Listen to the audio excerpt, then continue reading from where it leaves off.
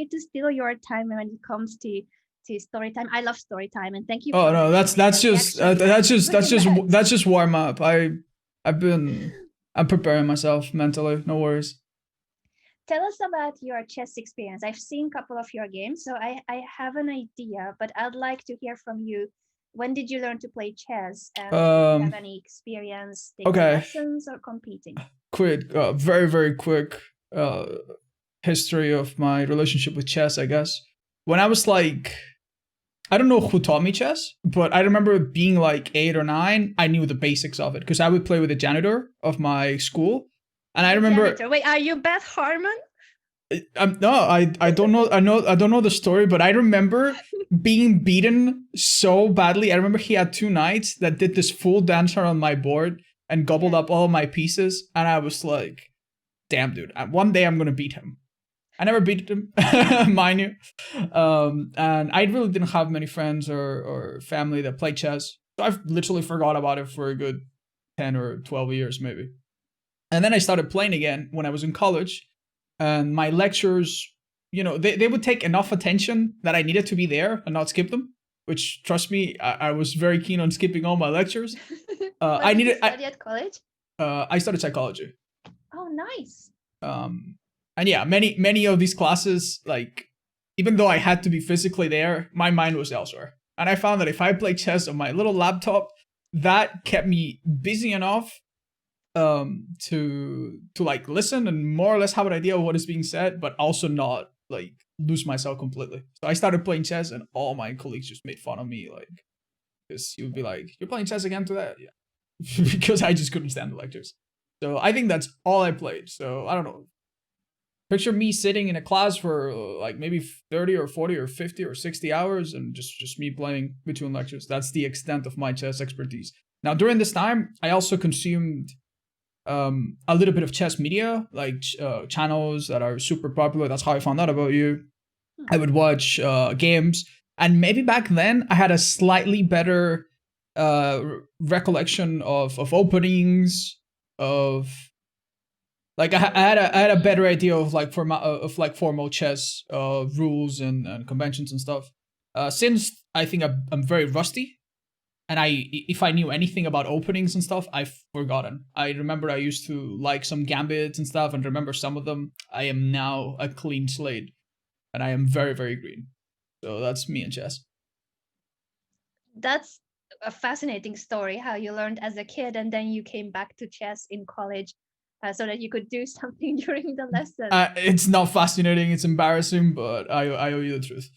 There's a lot of hours put into chess. Yeah, I guess it didn't affect much your academics if you finished school regardless of college. Well, you could say that maybe I could have done better if I focused on the lectures more. But then again, I probably wouldn't have the will to be there if I didn't have my mind on something else. Yeah. And so eventually it made you go to the lessons. Yeah. So I found it a coping mechanism. It worked out. I never heard chess being used in that way. It's so cool to hear that perspective. It was my best friend in college. Seriously, don't anybody. And so many hours put into it then, because as you said, if you played through most I could not know. I'm pretty sure I had a light chess account back then, and I'm pretty sure if you go back, there's probably a few hundred games at least. Maybe I could check. But yeah, no, I over the years I probably put in, and every now and then I would have a friend or two that would be into chess, and we would have a good rivalry back and forth and play a few correspondence games back and forth, and that's probably all the chess I played. And like my greatest accomplishment back then was like peaking at a slightly higher rating than I am now, and maybe beating on a good day someone who was slightly higher than me. But like, as I said, that's on a good day. It's still fascinating. How do you see yourself nowadays? Because you also sometimes play chess on your stream. I think I did see some of the that yeah. Recently, I tried to do the same thing, and I tried to multitask, and I played some chess while I was playing Dead by Daylight. And obviously, since I'm playing people at my level, it's relatively easy. And we played for a little bit as a novelty until we won in chess and in Dead by Daylight, and that was fun. Until then, I lost a lot in both. And ever since we talked about this thing, it sparked my interest a little bit back, and I've been playing a little bit just to get the hang of it again, de-rust. And oh my god, people already at my very low level, people are already so good, and I am so bad. It's very humbling. I think it's just being rusty. I know how that feels. So we're gonna try to make you come back to being an active player. Well, Okay. as active as you want to be, of course. I'm not gonna All force it onto you. All right, You have 24-hour training. every I'm day. on it. Sure. I'm gonna open an analysis board so that we can see the same position on the board. Gotcha. Your chess.com username is simply Otzdarva, isn't it? Yep. Unless the games are bad, in which case it's not me. All right. I have not seen that game against Alex. Of course, I did not see that game. I mean, they complimented my style, which made me feel somewhat validated.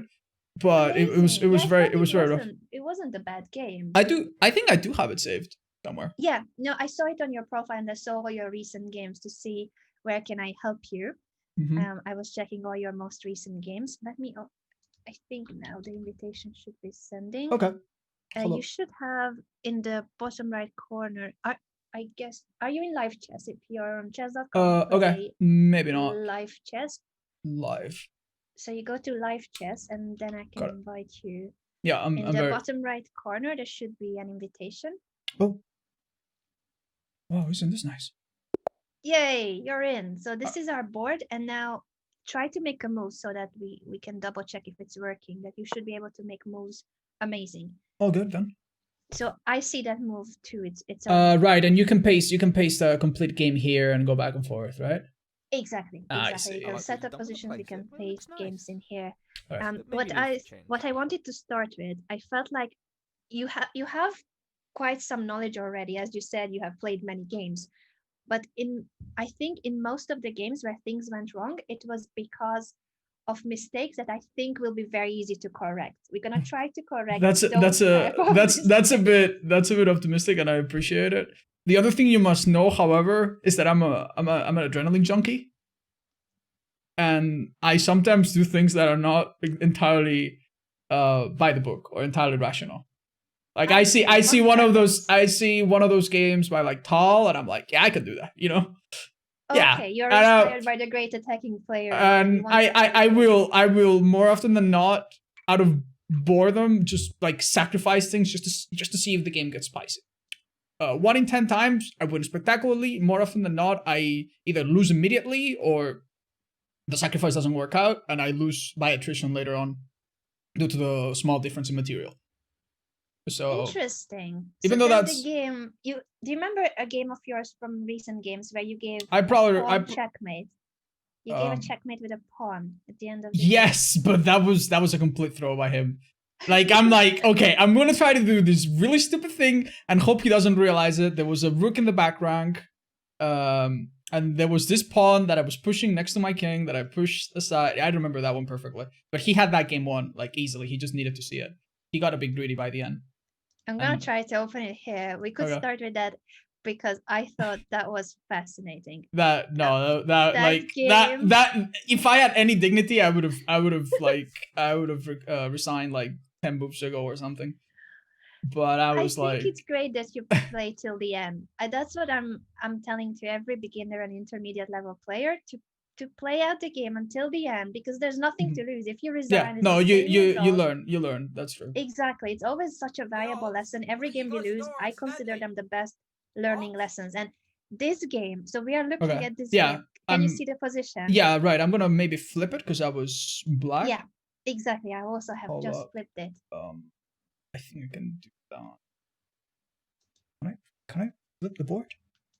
You should be able to. There's a wheel next to the board, the top right corner of the board, and then there are 2 arrows pointing up and down to flip.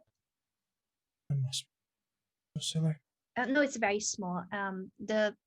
So from the board, the top right corner between the window. I see it. Right. I was looking on the settings. Yeah, right. This is the way I saw it, so I remember it better.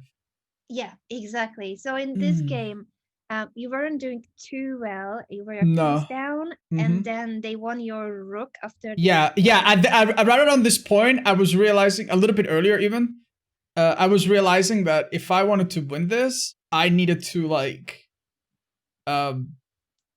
maybe get the pawn up and like choke the king in the back rank. So already at this stage of the game, you realize that you possibly Yeah. have to go for this idea. Amazing. So the part where he forks my king at like E6, I think. Yes. That was part of your plan. That was I believe that was part of the plan back then, but you know, because it gave me an excuse to like move my king up. It did. But then, but here he could have won easily, I think, by probably pushing another pawn, like maybe if he pushed the f pawn or something, I think it would have been fine, or moving one of his rooks or something. I think it would have been completely fine with give check to your king and chase it back, right? Oh well, I didn't even think of his attack. I just thought of his defense, but yeah, that makes more sense. Yeah, no, for the defense it's perfect. It's true what you said, because if they push the f pawn, there's more room for the king, and also your king has to go back. Yeah. And the rook check would achieve something very similar, that they're chasing your king back so that the h pawn is not supported. But your opponent didn't realize that after h4 they played knight takes g6 because this pawn is free. It's hanging. You took the pawn, and then you played boom h3. Checkmate. That was him just like, he was a really good sport, by the way. I think he was Argentinian. He said good game after all and everything. But that's really wholesome. I honestly thought he must have been so pissed because he had this game in the back. Yeah. I wouldn't have been surprised if most players would be angry in this situation, and yeah. But yeah, no, I'm sure that in this same game, if you go back before material is like in his favor, I'm sure that at some point I did something like I told you, where I just make a move that perhaps makes not the most sense. Oh, like here you were a queen up. Okay. Earlier. I think this was just a downright blunder then. Yeah, I think this must have been. Oh yeah, look at that skill where that like no, that was just horrible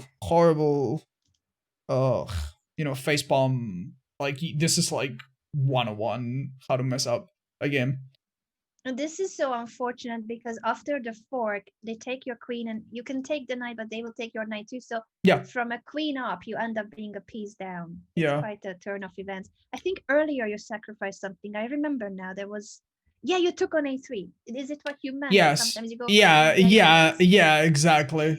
This is the one. Yeah. So tell us about why you make these type of moves here. What do you want to achieve with that move? Okay. Probably this goes back to when I was like playing it in college, and my attention span was divided. So what I like to do would be like, I'm just gonna make this dumb crazy move that may or may not be a very good idea. Let him think for a little while, and I'll come back. I'll space out a little bit, pay more attention to the lecture, and then come back and see what he's done. And I would think about these more or less, sometimes more successfully, often less successfully. But yeah, that's probably my reasoning. Also because, I guess the games that are super locked, super tight positions, I don't enjoy so much, personally. So you want to open up the position and you don't mind that you're giving up a piece because you're aware that this will be taken. Like, 100%. If I'm completely honest, I don't see the reason behind this one so much. Maybe if I go back a little bit, I will see the idea behind it, and I'll be like, okay. This is because you took a bishop there on b2, and then you gave your bishop away. Yeah, I. Oh wait, I think I know what you wanted. I think you wanted them to take it with the rook so that you could capture the knight and win the queen. Could it be? Because I had my bishop like defending the rook, so your bishop is guarding the rook, and they cannot move the queen because then. Yeah, of course, that makes sense. That might have been it, but that's also a blunder because he doesn't need to capture with the rook at all. Yeah, maybe you didn't see that they can take with the knight. That's perfectly reasonable. This was a couple days ago, so I'm not 100%. But yeah, that's a good theory. And earlier, I think, you gave the e5 pawn away, but this wasn't that much of like I think this is not that big of a blunder because after b4, I do find myself losing pawns early on because my opening is very weak in general. My knowledge of openings is very weak. So I do notice that sometimes in the mid game I'll be more on equal footing, or I'll take as much time as my opponent to move, or even less. But then I do notice that recurrently in the early game they make moves much quicker than me. They don't need to think twice because they probably have a few more 100 games that are recent in the memory, or they just have a good book knowledge of what to do and what not to do. And things that would be an afterthought for a more seasoned player, I still need to scratch my head a bit and think. So that is a place I find difficulty in. I think that happens, of course, if you haven't played in a while. So you played in college, but then you didn't play that much. Nowadays, you didn't play that much, and maybe you're not studying actively. No. But it's okay not to know too many openings. It's okay if you have to make the moves by yourself. I know it's easier when you know it by memory. But I think whether you know the opening or not, what we're gonna try to do today is to program your brain that you need to ask after each and every move of your opponent. Yes. To check what is it that they want. So here, this opening, I don't mind that you don't know it, but we're gonna practice today to always ask, what is the threat of my opponent? What do they want? Right. So earlier when they push a3, what would you say? What is the idea? What do they want? Does it bother you that they push a3? Well, they're giving up that square for the bishop, so it's likely that they want to push with the b pawn next, perhaps. Yeah, so they're controlling the square, and most likely they want to push. That'll be my naive thinking. Yes. Very good. Yeah. Will you please exactly. That's how you should evaluate it, and then of course the main question always is, does it create a direct threat toward your pieces? It's not. Yeah. In this case, it's not attacking anything, so it's not a big deal. Right. After you castle, which is a great move, finishing development and castle as soon as possible. One of the opening principles, so perfect. Then they push b4, and again we need to answer the question: what is my opponent doing? What is right? Now that you put it this way, it's so much more obvious. Next up is coming the c pawn, which I think is exactly what happened, and I failed to prepare for it. It would have been maybe better in the situation. Maybe I'm naive to push c6, so that I would have room for my bishop, and I don't need to put it in an awkward square, which is what ended up happening after. Exactly. That would be one of the best moves here, because once you realize that they want to push c5, and if they chase your bishop away, then the e5 pawn will drop. Right. So you notice what they want, and you prepare for it by pushing c6, creating room for the bishop. Perfect. That's the solution. Excellent. Right. So we're gonna practice. We're gonna practice this way of thinking, because I know it's not that natural, but if you do this after every move of your opponent, it takes a few seconds to check what they want. But that means you will never make a big blunder, because you always are checking what is it that they are doing. If they are attacking a piece of yours, if they are threatening checkmate, if there's a fork, you will always be ready. So we're gonna practice this by opening. Well, I guess I can just leave this board, but we're gonna make new moves. You can have the white pieces. Let me start a new one. Sure. I'm just seeing. Oh no, wait a second. I'm clicking on the wrong buttons. I'm just gonna make the names. Can I make the names disappear, because it's saying you're playing with the black pieces. You can have the white pieces. Okay. I'm gonna pretend to be your opponent. All right. But I'm gonna try to play moves that I think would be moves that opponents of your level would play. That's adorable. Thank you. Okay. No. This is a practice game. So you're gonna be making moves with the white pieces. I'm gonna counter your moves, and we're gonna practice that type of thinking. And you will always be telling me your way of thinking, and if you have questions, so any doubts you have. You make the first move with white, and I'm gonna react to that. Okay, hold up, I was just making sure you're a little bit louder on my chat, and if my chat could tell me, you're fine, I just up your level a bit, they can tell me. Sure. All right. So I'm gonna copy you for now. I'm pushing the same pawn. That's quite common at intermediate level. Why do you make that move? Can you explain? There's a couple things going on. I'm trying to block b4 for your knight and for your bishop as a potential square. And I'm also making space at a2 if my bishop gets threatened by a push pawn or something like that. I see. I saw you making this move in other games of yours. A lot. I'm really curious. Yeah. It feels like it's your pet line to push that flank pawn. Yeah, it makes me comfy. I think it's probably one of the moves I learned watching Bobby Fischer or something first. I must have seen a game or something where he did it, and I liked it. I see. For now, I'm gonna let you keep it, but maybe in the future, I'm gonna try to convince you to push other pawns instead. I know. It's an oddity. Forgive me. Fair enough. No, I think it can confuse your opponent, so I don't mind that. Yeah, that's the part I enjoy about it. But you know why you do it. I'm gonna pretend that I'm also playing against someone that's my level, and not. Yep. Okay. Good enough.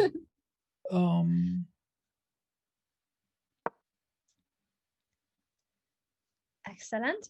So you're developing the knight, and possibly you want to castle kingside. I think that's your idea. I'm open. I'm gonna develop my knight too. Fair enough. Keep checking after my moves. What is it that I want? Right. Right now we would have a hanging pawn. So maybe it would be convenient to. You know what? Stupid idea. What if I do this? What's your idea with that capture? That if you retaliate with the knight, yeah, I might be able to push d4. The idea is good because you have spotted the fork. So you're trying to get a tactical motif across by sacrificing a knight, and then you want to push d4, and that would attack both of my pieces. Yes. Without moving the pieces, can you try to visualize knight takes knight? Yeah. Pawn to d4. Yes. What would be a good move for black when those two pieces are hanging? So the knight is here. Yeah, no, I see it. Well, he could try to get out of the skewer by checking my king. But where I don't know. Would they check? I'd like f3, but like that, I'm not sure if that achieves much. But it would give him a tempo, I suppose, on me. I would have to move away, right? But I don't think that achieves much. But then he could also move the bishop. He could have moved to b4 to check because we've got the. Yeah, your move, your a3 move is covering. Yeah, the b4 square, so that is covered by. And if I'm completely honest, I'm not seeing a lot further than that right now. So that's why to me it looked like a decent move. Yeah, it's all right. It's not that easy to visualize moves, so you need to picture a future position. And especially when it comes to knight jumps, I think that's even more difficult to see blindfold. So without making the moves, I think it's difficult to imagine that the knight is here and what is it that it can do. You did spot knight f3, but that's not an issue for white because it can be captured, right? Right. So knight takes, pawn here. This check is not a problem. Okay, I see it now. You see it? It's just potentially the hanging bishop that is going to be taken back immediately, right? Well done. Well done. So the idea was good because there are positions where you. But we're not ready for it yet at all. Because your bishop is in the air. So this is a fork, and that's true. It would win one of the pieces, but unfortunately the knight can jump away by capturing the bishop. So yeah, and now I'm left with an uncomfortable position that's not really much better, right? Yeah, it's still it's a piece up for black because of this capture. It's still an extra piece. So the idea, that motive is good. It's really good that you're looking for tactical ideas and aggressive moves, but unfortunately it doesn't work here because of this hanging bishop. Well, that was an excellent demonstration. Thank you. In that case, then I wouldn't want to capture there with my knight. In that case, maybe I would consider doing this then. So you are moving the bishop. I will double down on my idea until you tell me that I can't do it. Yes, that's what I would do. Okay, I see. You're very consistent. You want to take it. You want that pawn fork. The only issue. It's true that now you would be possibly threatening to take and then d4. But I'm gonna ask you to stick to this one principle. To not move the same piece twice in the opening stage if possible. Right. So No, that is a principle I understand. Yes. That I horribly ignore, but I understand it. We're gonna try to not ignore it today. And Right. after knight f6, it's true that if you move the bishop away, you could be threatening this, but then it's gonna be my turn, so I may defend it. I may castle. For sure. And you move the bishop twice. So let's try to speed up the development in the opening stage. And if you only move one piece at a time and the same piece not twice, then you should be ahead in development, starting with the white pieces normally. Okay. Instead of castling yet, first I'll defend these two pieces. Yep, you can protect the pawn. Very good job. That's also guarding your bishop, by the way. So you found a move that's guarding the pawn. It's protecting the bishop and it's opening up the diagonal of your bishop. So it's a multi-purpose move. Excellent. Well done. Wow. I'm gonna castle and see how you react to it. Well, we both know what I would do, but I'm gonna hold my urges. Well, you can try. You see if the position has changed. Would it change? Can you calculate that line if you sacrifice your knight? Okay, let's go. I capture with the knight. You might choose not to capture back. Yeah. Which I'm not considering. You could, in fact, choose to jump to like d4, which might be uncomfortable.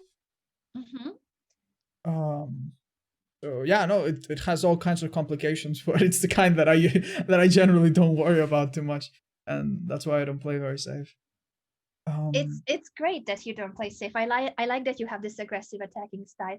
Let's try to calculate. So when you want to sacrifice something, always make sure you calculate the line where they capture the sacrificed material, because that would be when they are testing you. They are testing if the sacrifice makes sense or not. My first calculation should be knight takes on e5.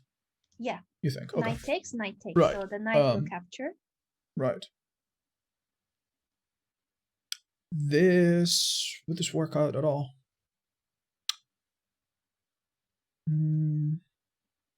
He could now bring the rook to the e file.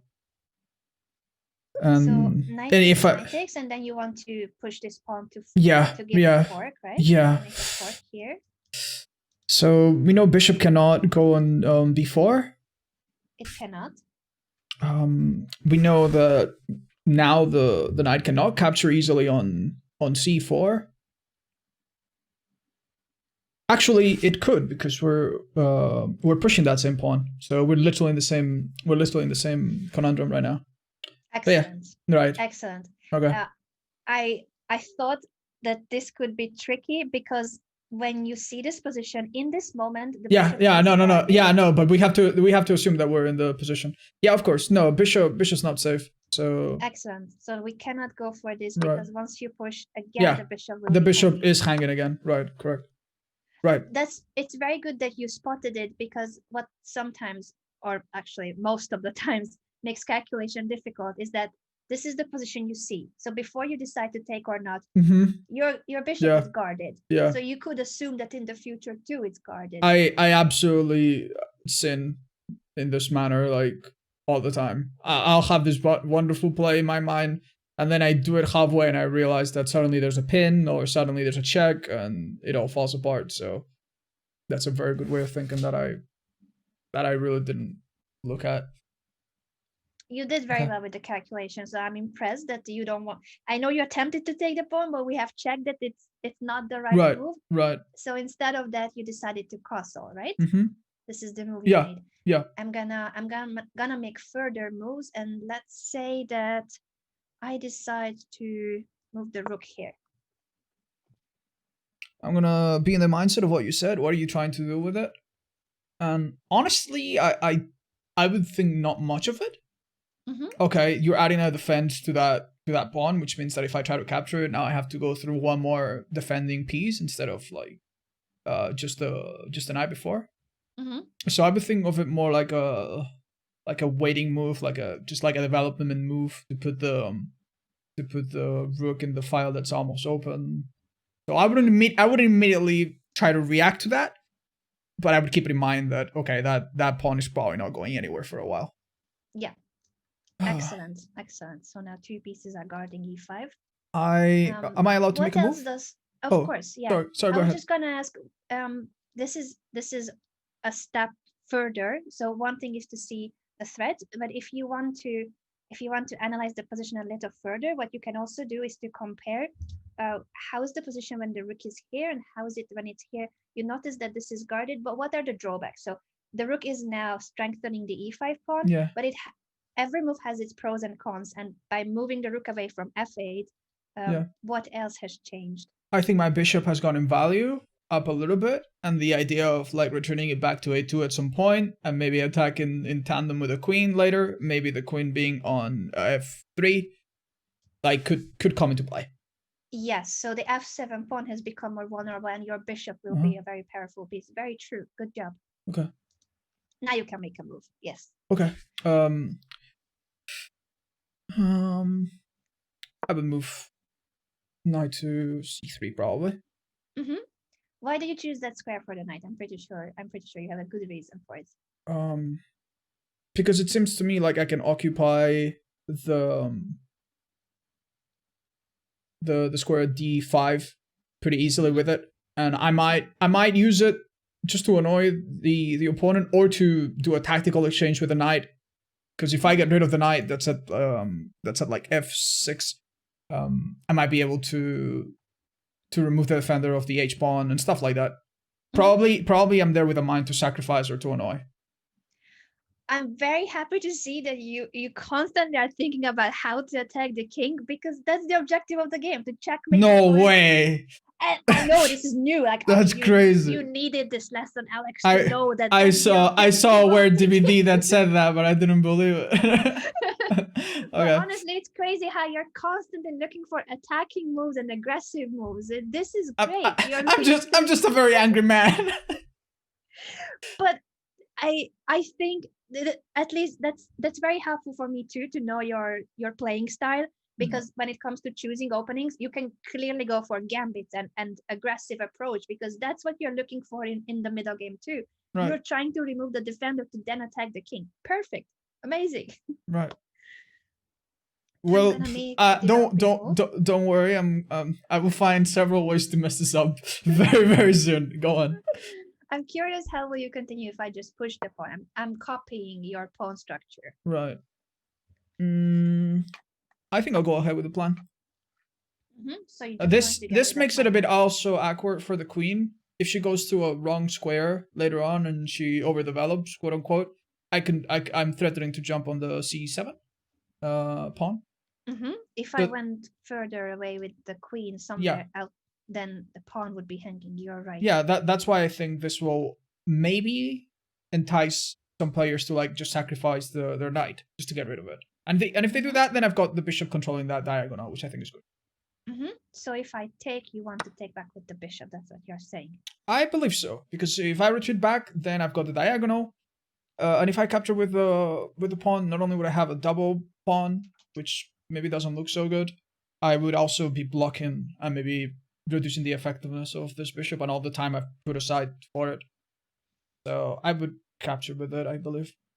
Very good thinking. Yes, it's exactly what you mentioned, that not just you double the pawns, but at the same time you're blocking the bishop, and that's the bishop you wanted to use to attack the king. So perfect choice to capture with the bishop. Okay, I was afraid you were going to say something like, and that's exactly wrong. So I'm a little bit relieved. Okay, I'm gonna try to capture your bishop. I'm telling you my threat. Right. Would you let me trade or not? Because the bishop is not hanging, but do you think this trade is something that benefits you or benefits me? Well, you already have your rook placed on the e file. So if I retaliate to this, it would be with the e pawn, right? That would open up the e file even more. Then you would eventually push the e pawn, and I would have to do something about it. And it seems like you're already ahead, despite me being white and me having the initiative. Yeah. So no, I would probably just send it back home, retreat. Excellent. Where would you retreat the bishop to? Well, it's winter, so I kind of want to put it next to the pawn just for warmth, you know, keep the morale. Great choice. But I'm not 100% sure. I think that if I place it here, I'm giving myself the option to maybe maybe push the pawns later if I need to. Whereas if I put it in front of one of the pawns, it might get in the way. Or it might you're get... thinking of pushing this pawn in the future? I'm not thinking about it. I'm not... like, he seems in a comfy spot there too. But if I need to, I won't be... Like, the bishop's doing the same job from here. In my very poor estimation. Very good choice to place the bishop here. And what's great about bishops is that they are long-range pieces. So the bishop is just as powerful on this square and this square and this square. As long as it's on that diagonal, you're still putting pressure on f7. So it doesn't matter that it's a lot further. It's still the same potential attack in the future. Very good job. Hopefully. Let me continue with maybe not the most optimal move. I'm going to push the A pawn. Okay, well that would be like good news for me, because I feel like you moving the knight back to what is it, e7 blocks your queen, so I could immediately eye the g5 square, either to jump in with my knight for obvious reasons, because I would be forking not forking but double attacking the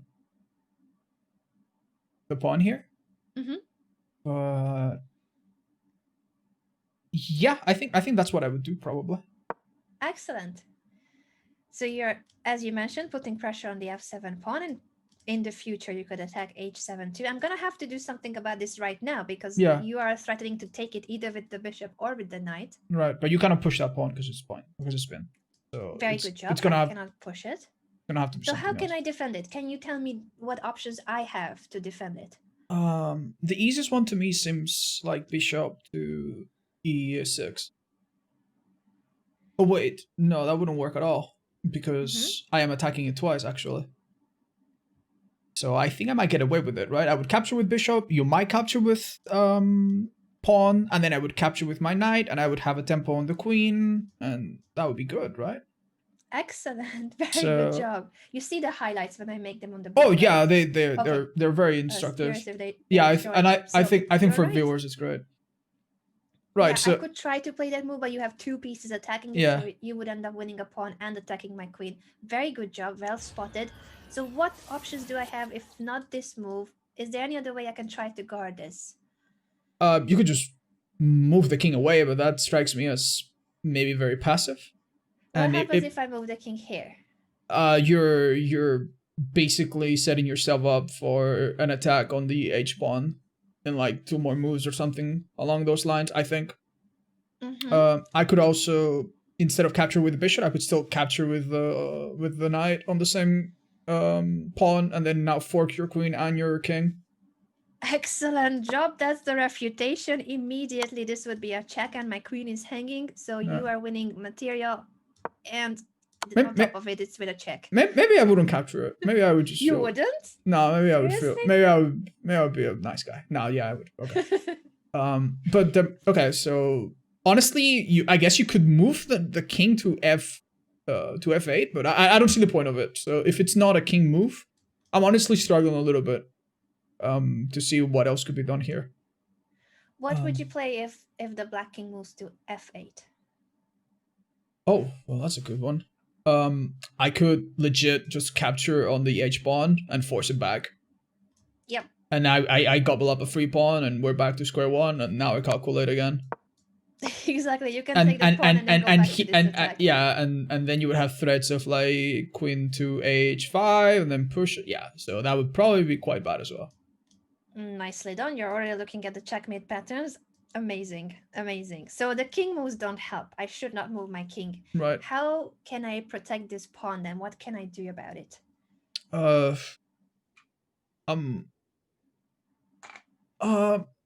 Actually, it's a lot simpler than I thought. I guess you could move your rook. I guess that has to be the better move here. You can move your rook right behind it on the f tile. On the f file, sorry. No, tile is perfectly fine. Ever since Mr. B studied at the lesson he had with Hikaru, Hikaru himself is saying green tiles for the green squares, that really? Dark squares. Okay. Tiles, so it's green tiles. Now it's official chess vocabulary. No. Mr. Beast. Obviously, I knew that, and I did my homework. So no, I had no idea. Okay. So the rook one of the options for black, one of the few options black has, is to move the rook back, because that's the only piece that could guard the pawn without losing material. Exactly. The other better move would be to push this pawn, but I don't expect that. Honestly, I think rook f8 is a lot easier to. Yeah, no, that one was also a consideration. Because what's the idea behind d5? Well,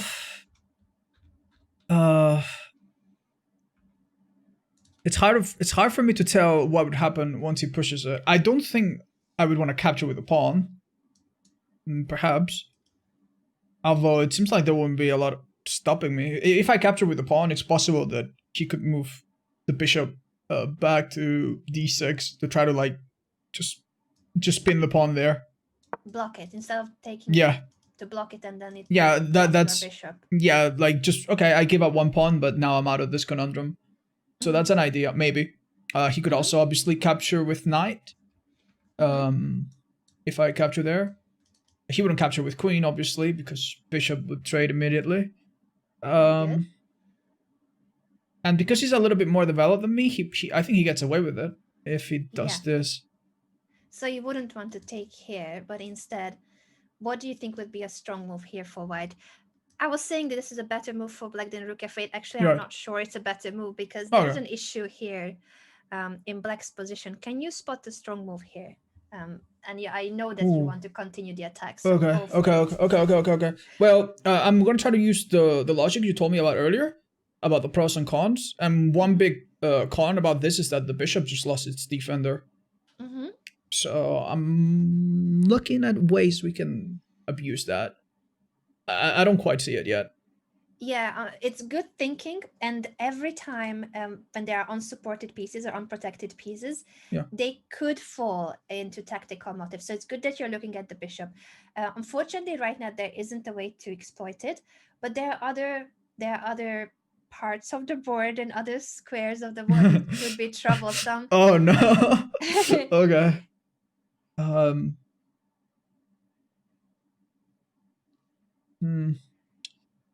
Right, I'm thinking what would happen if I were to capture with my bishop. If I were to capture with my bishop, I would keep the same threat on the f pawn, right? But then he could easily trade with his knight if he needed to. Yeah, and do you want to trade that bishop? Quite honestly, I'm growing fond of it. So I'm not sure that helps me greatly. If that does happen, I guess immediately after I could bring my queen to like f3 to start threatening a check on f7. But I'm sure he would find a way to defend that easily enough. So I'm not sure that's like it definitely gets the game moving, but I'm not sure that benefits me in any way. But that's the right thinking. You want to keep putting pressure on this pawn, right? But as you said, if you play queen f3, quite possibly black will have a way to guard that one pawn. So if you could create that threat, but there would be another one, if you create multiple threats at the same time, then it's almost impossible, if possible at all, to prevent all of them at the same time. Can you attack this and at the same time create a different threat? I think the hint was good. Yeah, instead of the queen at f3, I could move it as you said earlier, h5. Queen to h5. But like I think this would go. I think I wouldn't come up with this because I see 3 pawns, and in my small brain I go, ooh, big barrier cannot go through. So even though I have a powerful knight there, I might have just been discouraged by that. But yeah, that could work out, because even if he, it doesn't matter which pawn he pushes. It seems like there's a danger no matter what, and one of them is pinned. Not yet, not anymore, I guess. But still, it's dangerous with the bishop on the diagonal, right? Once you play this move, you're attacking both f7 and h7. Yeah, it's interesting how you were saying that since you see these 3 pawns in front of the king, it tells your brain that the king is safe. That's exactly what Pokimane taught Hikaru. I've been watching all the coaching sessions I could, and it's true that optically it looks like the It's a black strong king is well defense, guarded. yeah. There's a wall in Mhm. front of the king. I call these the bodyguards of the king, the pawns Yeah. in front of the castle. And they Right. are the bodyguards, but the bodyguards have been left without support, because normally there's a rook Yeah, guarding this right, pawn. right. Normally there's a knight guarding this pawn. So Yes. both of the supporters are gone. Both Right. of the rest of the bodyguard team, if we consider these, the Yeah. knight and the rook, the full squad. It's incomplete, and that's why queen h5 is such a strong move, because the knight is not here, so no one is taking our queen. Yeah. The rook is not here, so this is not guarded. Yeah. How can I prevent both threats? How can I prevent both captures?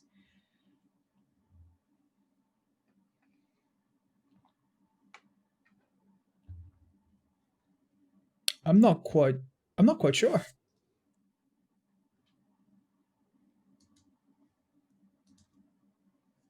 Is there a way? I'll do my best. Imagine myself in this position.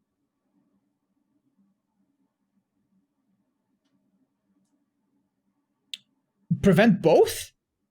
Is it possible? It might not Do be. you think there's a way? It might not be. There's no way. Okay. What would be? That's what a would be relief. No, that's the correct answer. Unfortunately for black, there is no way. I can only push one of these Yes. pawns. The other one will be taken. I can try to guard this one. Then this is taken. And Yeah, and checkmate. that's short-sighted. Yeah. Yeah, and Right. by pushing this pawn, again, I'm solving this one, but I'm not solving the other one, right? That's the beauty of this knight here, I suppose. What would be checkmate here? Without moving the pieces, you need to call out the moves here. Oh, what would be the checkmate sequence? Yes. I believe we're looking at queen captures on h pawn, Yes. and then queen captures on f pawn. Very good, very good. I was curious if you will capture here or you will want to give this check, because after queen h7, king here, it Yeah. could also look like this queen check should be checked. No, because you would yeah. What's the defense there? Because you can bring your back your knight to bodyguard for the king as well. Excellent, Yeah. excellent. It's Yeah. important that you notice that this is not checkmate, because the knight can be used as a shield, while in this case there's I haven't really thought if that would actually buy you much time, but like I see it. That's good. Very good job. So queen h5 is basically a winning move. So d5, as much as it supports for a moment the idea that the f7 pawn is guarded, it's bad because of I'm moving the wrong pieces. Queen h5 winning the game. Let's try this one. I'm gonna try to guard my f7 pawn with the rook. Does it change anything? Okay. I need to go back with my plan here. I would probably move my king here. Now I'm attacking with 3 pieces, while you're only defending with 2. So again, you're trying to put pressure on the f7 pawn. Yeah. Could you do it in a way that this is not your one threat? Because of course, this is a strong one, but if you have multiple threats, again, that's better. I mean, I don't see a reason not to go back to the same move from before, right? But exactly. Yeah. Okay. Yeah, I don't know. I don't know. If you place the queen here, right? That's the move you're looking Yeah. at. Then the threats are. Oh yeah, of course. Both pawns just like before, right? Exactly. So even though the rook is here, it doesn't change much because it's the knight, the bishop, and the queen that are attacking f7. 3 pieces versus 2, and this is hanging 2. Well done. Can I defend both? This time around, perhaps. No, you shouldn't be able to. I should not be able to. Again, it looks like there's more defense around the king, but no. You have too many attacking pieces. I cannot deal with them all. Yeah, because, okay, like, it's true that you have a rook that's defending one of the pawns, but it's not flexible. It can't go and defend the other. So even though there's more defenders on one, okay, I'm starting to understand why this is exactly the same scenario as before. Because I have a choice of 1 or 2, and the one you can defend, I can just choose the other. So I see that. Yeah, see, before this stage, like a few moves back, I would have already thought about, okay, what can we possibly throw at him right now? What can I sacrifice? Like right here, even though, you know, like this move you did here, like the pawn on the side, it's very passive. It's giving me like a chance to take on the offensive, and I should like think it through and take advantage of it slowly, and maybe lead to one of the positions that we've seen. I would already be like, you know, how can I just like do something stupid and crazy? But sometimes the aggressive moves are the right continuation, because in this case, as you said, a5 is not the best move. I lost some time there, and you can take advantage of it by jumping to g5, and then the queen is coming to h5. So this would be winning for white already. Okay. I'm gonna try to continue the game there, although I don't have high hopes. I don't have high hopes in this position, but I'm gonna try to not get checkmated. Okay. I'm gonna push this pawn. Oh, all right. That's interesting. Well, we want to push with the weaker piece first that delivers a check. And now okay, we'll see how it goes. I like what you've done with the So you're giving a check, means I'm gonna have to step aside. Right. What would be the other option? What's the other capture? So the two. Okay. This would be a check, and I have to move away. This looks promising, right? Because you take a pawn, my king is becoming more vulnerable. So this looks like a good variation. But when you have more options, it's worth to consider. Compare, Okay. in case the other is even better. Okay, can I be brutally transparent? Because the bishop move immediately gives a check, like that I think makes me more likely to consider it. Yeah, because I understand, okay, I'm playing in a 5-minute format or whatever, and I'm in that mindset, and I'm just gonna do the thing that just makes him most uncomfortable. But you're not wrong at all. Like the advantage of this knight move is that it's gonna be a discovered check if I move it. So I'm putting I'm putting a lot of pressure as well. So that should be considered just as much, if not more. So you have to move. Okay. So what happens if I capture? Predictably, I think you'll want to capture with the rook, because you'll give up a rook, but you won't necessarily give up a queen. That's what I'm expecting. Because if black were to move the queen, can you visualize that position that the knight captures the pawn? Yeah. What is it that you are threatening immediately after the knight capture? Oh, the capture of the queen, and I guess the release of the knight for a discover check. Excellent. And I don't see anything else right now. I don't know if I can. I know I have a bishop like sitting back on like back in my first rank that I could like use to sacrifice on that pawn. And now that I've removed it, I guess I also have room for that.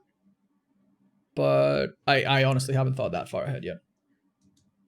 But it's great that you're noticing that this immediately attacks the queen and you will have a discover check. So if the queen is hanging after knight takes a7, let's try to visualize that. Where can the queen go? Where can the black queen go to not get captured?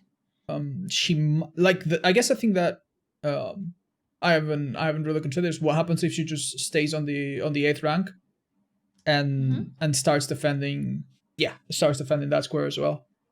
But that would be surely that would be bad, because if I remove my knight, then it's a discover attack, but his queen's hanging, not hanging, but exposed when I remove it, I suppose. And I see it. Like, okay, yeah, no, I could legit remove the knight, then capture the queen, when he moves away the king. Yeah, no, that's terrible for him. So you're saying knight captures. We're gonna try to visualize this whole line. Oh no, knight captures. Queen moves here. Where do you want to move the knight to d6. Checkmate by being discovered, and I have a capture on the queen if I need it. Perfect. That was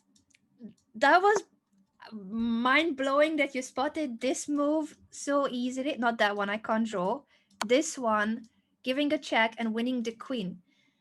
From this position, because I didn't let you move it. You had to visualize. No.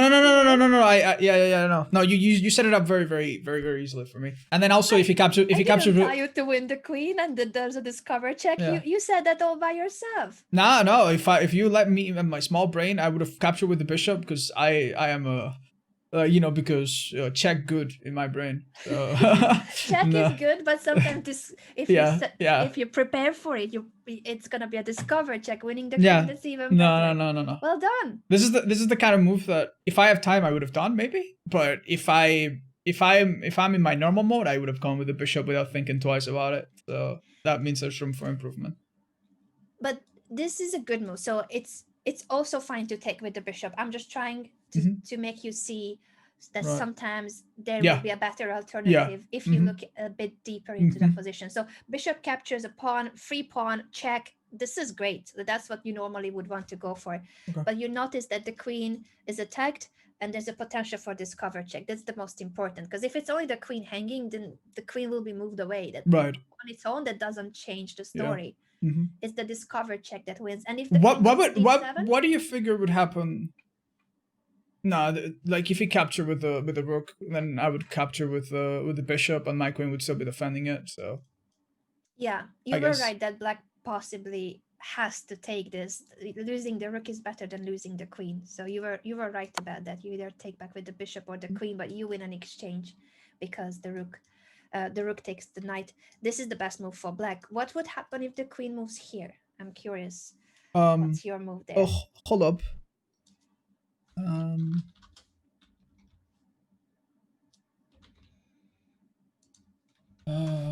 Okay, so the queen. I'm gonna go back just to my moves just to see it a bit better. Wait, right. Capture here. Now queen moves there. Then I would probably want to do a double attack so that he absolutely has to move the king by maybe capturing on the h pawn on h6. So if I move my queen here, you would want to not only give a discover check, but a double check, double discover check. Yeah, or alternatively, I guess I could also do the same idea as before, and like try to do a discover check into capturing queen. But I think maybe capturing on the h pawn might be even stronger, because that might lead to a checkmate sequence. Maybe. All right. So you're saying that quite possibly you have something better than winning the queen, because you're saying that you could do the same, right? That you jump away by attacking the queen, and this is a discover check, so I have to move the king. But you're telling me No, I'm not betting anything. I'm not betting anything. I'm just saying that maybe, possibly, perhaps, potentially. Your intuition is freaking good, because it's true. It's true that you could win the queen, but you have something even better. I knew it all along. I believed. You must be some kind of an attacking genius, because you go for these attacks and it's your intuition telling you, because I don't think you see the line just yet. No, I most certainly don't. All I do know is that, like, I do pick up some things. Like, I know that if a king is being attacked twice, the king has to move 100%. There's no one move that would block 2 attacks, because that can only happen with knights, as far as I know. Exactly. So that king having to move somewhere seems bad to me. Clearly, he cannot move into the f file, right? No. So he'll have to move to one of the 2 squares available in the h file. Exactly. What happens if I move to, let's say, h7? I think you're screwed either way. All I need to do is just move the knight back, and then when the queen has the access to the file, then it will be a checkmate. So where do you move the knight? I think anywhere back, like g4, right? G4, and then you're saying that the queen is giving check. Why are you moving the knight backwards? Why are you not coming forward? Because then I would toward my thesis. Because then I might give I'm blocking my own bishop, and I'm giving you a safe square, correct? That's the perfect solution. King to h7 or h8, the same. You jump back with the knight, a retreating move, because all that matters is that now the queen is giving check and the bishop is taking away the ga square from my king. And it would not be the same if you go in the direction where we normally are heading. We normally want to go forward, because that will block your bishop. Then we would have a back and forth, and I don't know if I could do it again, but yeah. Yeah. You would have different checkmate patterns, and sometimes that's just good enough. But I'm amazed that you immediately understood that this will be checkmate. And sometimes it's easier to see when you already have this position, but I asked you about it here. You had to calculate it here. Well, I mean, it's 2 moves. I think that was easy enough. Plus, you're like holding my hand the whole way. But thank you, I appreciate the credit. That makes me feel good. Okay. Alex, I need to remind you that you told us that you don't want the queen because you feel like there could be checkmate. I didn't. Yeah, no. Okay. Listen, I might have embellished that. I might have seen the checkmate before I saw the queen. So, in any case, it's very impressive. Well done. No, because the checkmate, it might have not been it. But that's where I went first. Because in most of my games, by the time I'm at this stage, I'm already down material.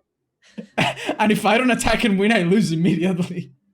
So that's usually what I'm looking for. I'm just gonna harass the king. Amazing. Very good job. Very good job. I'm gonna do here in this position what I think black has to do to try to survive. Okay, hold on. Then I'm gonna be able to see how well you convert positions with material advantage, because I'm giving you a rook for a knight, so you're gonna be an exchange up, right? Spoilers, I'm terrible. Let's see. Could we go back a bit so I know how we got here? Of course. Because of all the variations? Okay. Remember when I made this not very useful move? I'm on board. You jumped here with the knight to attack the pawn. I went back with the rook, and then you discovered that queen f3 is a strong move, but even better if you attack 2 pawns. This would have definitely not been the move I find in one of my games. But hey, we're here. We're being coached. You just learned it. I think from now on, since you have seen this pattern now twice in this analysis, you will remember it. Oh, most certainly. I will do my best. Right. And just the fact that just because those 3 pawns are there as a wall, it doesn't always mean that the king is guarded. Yeah. Amazing. Okay. So these were hanging. I pushed this pawn to not get checkmated immediately. And I capture with knight. Is that where we're headed? Yes. Because even though bishop takes is a check, this is an even stronger move for a discovered check.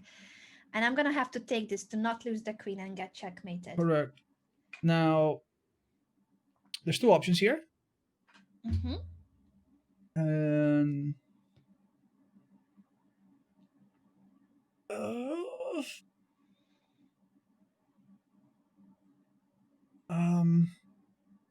I'm still thinking about the bishop in the back rank and how I could maybe, do something funny with it. But I'm not 100% sure. And if that's the case, then I want to maybe keep my queen around. So I think I would capture with bishop. And this would be a check, which is nice.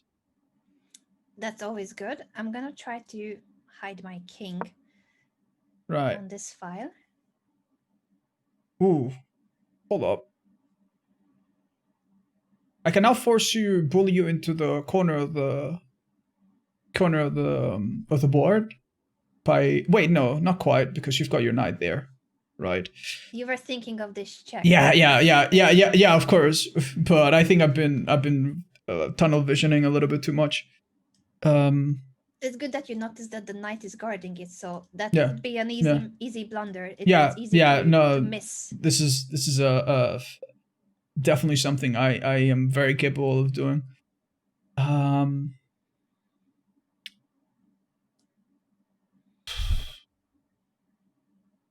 gonna try to calculate how I can bring that bishop in the equation, and whether or not it's worth sacrificing it on the h pawn. You're thinking of moving the bishop to develop it, or to no, just to straight up keep it up to see if I can rub this up. Actually, how about this? His queen is attacked. If he moves the knight, and if he doesn't move the knight, hey, we got something going for us. Now that knight is. I will eat it up if he doesn't move it.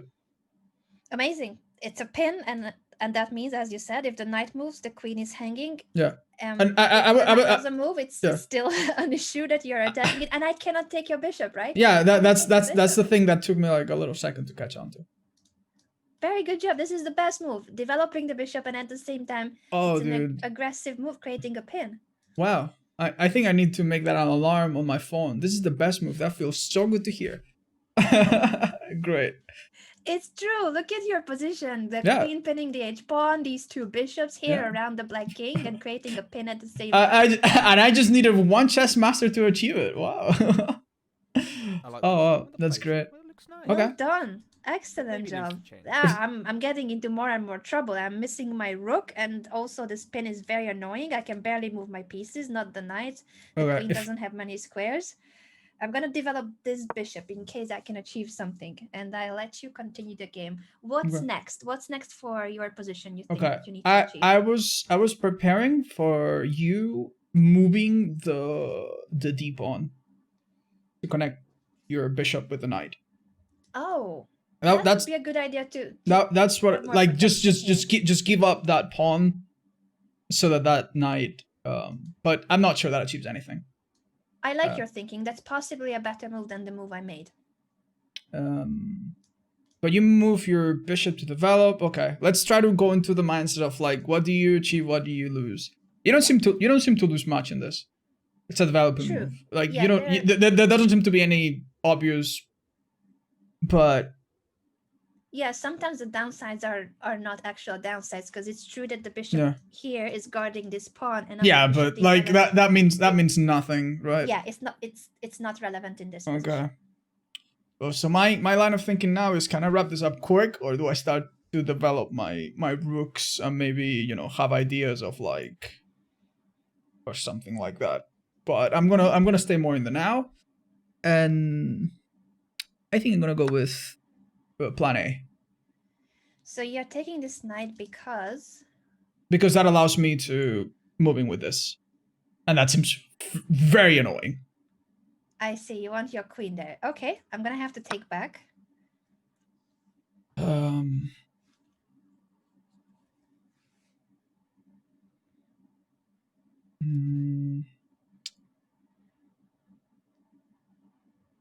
Damn. All my attackers are kind of running out here. Did you prefer the position with the bishop, or do you like this one? No, I prefer the previous one now that I really soaked this in. But I'm gonna double down. Fair enough. We can go back to that one, but I'm glad that you noticed it yourself. That even though this is a tempting move, because it does eliminate the defender, and then you can have this check. But the problem is that just by giving that check, there's no much achieved. Yeah, it's very short-sighted. Well, my next move, seeing that I'm not in any obvious dangers, is actually quite complicated, because if I try to push a rook through here, your bishop is uncomfortable. And there's another idea. I'll just push this here, but obviously my king is pinned. So I now need to weigh my options a bit more carefully. Very good thinking, though, that you want to bring the rook. So you were looking at this rook live, but the e3 square is guarded. Good job. And also you are trying to bring the rook through the f5, but the pawn is pinned. No. So which of these options you think would be possible to somehow carry out to execute that idea? Well, we either block the bishop, which I'm finding difficulties in right now, or we just move the king away and solve the pin problem. Which seems more direct. There's also the possibility that I'm missing out on something else. But like with that knight being there, I don't see any more attacks right now. Like if I sacrifice my bishop, you see my own highlights as well, right? Yes, I do. If I sacrifice my bishop, then yeah, I deliver. I couldn't deliver check here. I couldn't deliver check anywhere. So I think I'll go with this. Excellent choice. That's the best move. In order to activate the rooks, you need to open up the position. You need to push f4. And for that reason, this is the best move. Well done. Okay. I'm gonna move the queen here in case in the future I could capture something, hopefully. Oh, that does seem annoying, because now I'm scared of a potential bishop here, which would force a trade. And I'm in such a cozy situation now, I don't really want to trade. But if bishop comes here, I could always move back here, right? And then threat and check.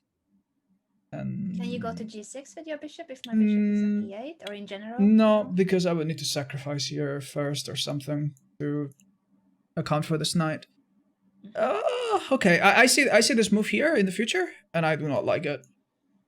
So because it would force a trade, and you want to get as many. I feel like when you're I think this is also like a well-known principle. When you're choked and you're asphyxiated in terms of space, you want to trade. So that's maybe that goes back to why giving up that bishop earlier was a bad idea. So all right, so now I have a side of my brain that's like, you have your plan, and now this is like, how do I mind what he's done, right? And how do I account for this? And normally it's 95% of just go with your plan, forget about everything. Your opponent is a robot, he doesn't have a plan of his own, and that's why I lose. So I'm not very sure. It's good that you spotted my idea, and this is when you need to value whether you can continue with your plan or you need to do something about my idea. What do you think happens if you continue with your plan? Well, I mean, okay, let's think. I can move my pawn here, push it, and then I could go for, if I have a tempo, I could push for a discover attack on whatever's here. But I clearly don't have time. Do I not have time? I guess I could push it, and if you move it here, I could worry about this next turn. So you're saying that you will push because this is your idea to open up the F5. So if I take, how do you take back? The idea here is to do it with rook, I believe. Very good job. Excellent. And then and if you don't take, then to take myself and to perhaps back up for. It seems to me like the scary part now would be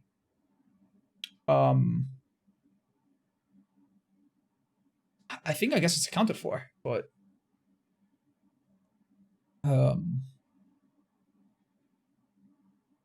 let's go ahead with it. Let's say I capture. Let's say you move here.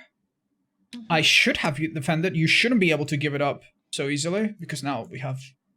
So I think the plan checks out for now.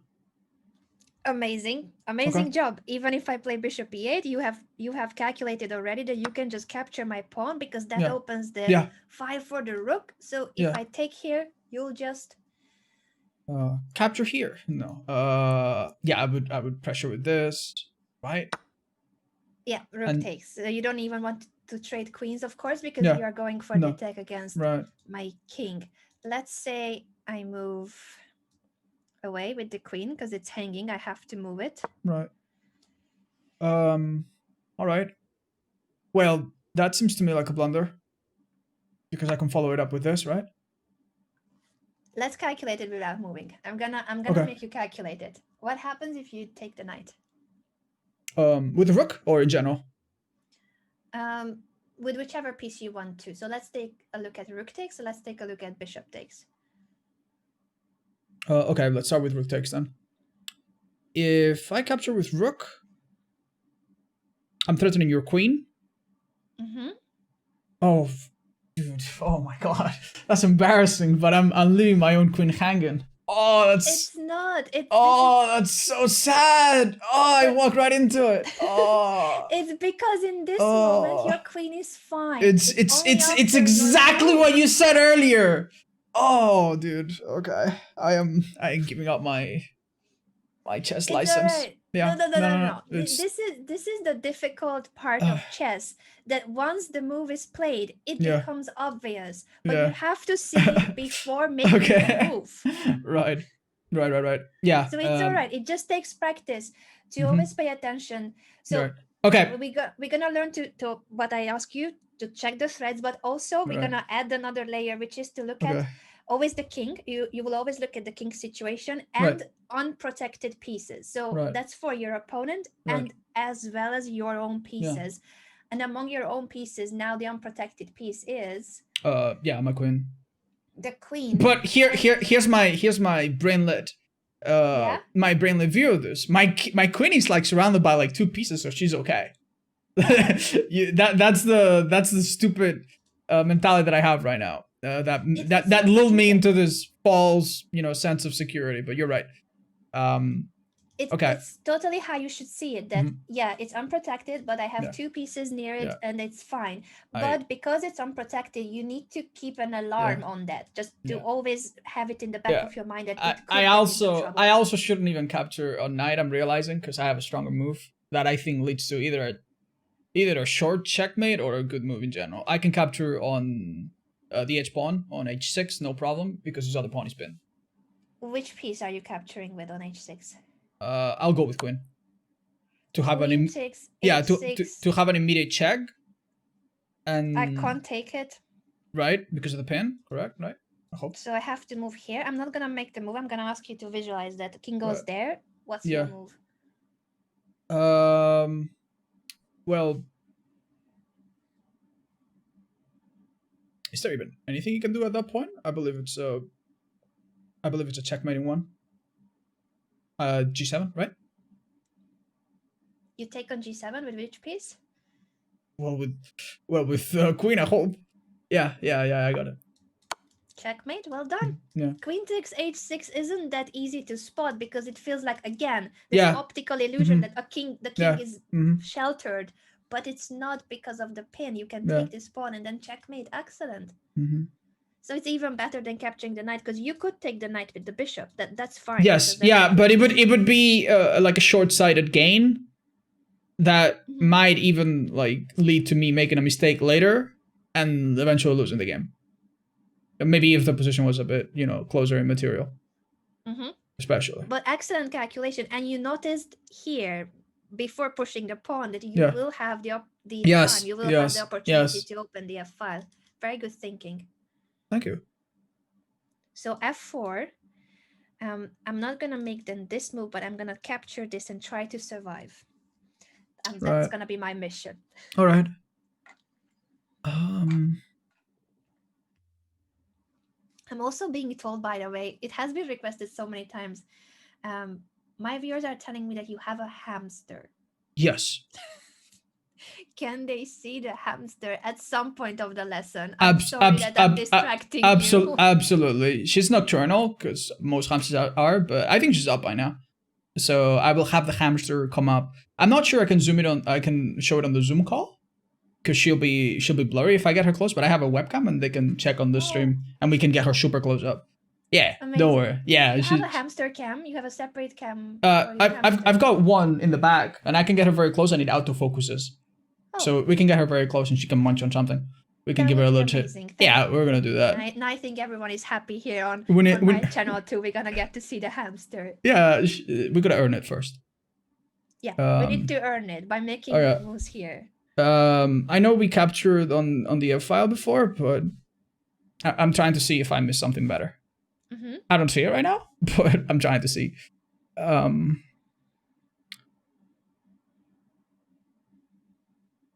Would there be any benefit to me, like, preemptively moving the bishop to like g6? I don't think so, right? He would capture with he might capture with a knight. Yeah. He would probably capture with a knight, and then he would be defending this pawn. So that seems like a horrible idea altogether. With that out of the way, I think there's nothing else. I capture. And this also allows us to double up the rooks, I think. Yes, threatening to double rooks. What else do you think you're threatening? If it was your turn again, let's say I make a useless move. What do you think you could do here? Oh, well, obviously a discover check with the bishop. That immediately loses the queen, I think. Obviously. Unless I'm missing something, but yeah. It's just that it sounds like it's so easy. I don't think it's that simple, and you said it immediately. Bishop check to win the queen. Yeah. Very good job. Excellent. Well, it's a very tight position. Like, there's really not that many other moves, I think. So you're giving me too much credit, but thank you. I still think it's impressive that you notice it immediately. So I'm going to have to run away, either with my queen or the king. I don't think my king has much room. I could come into the corner here.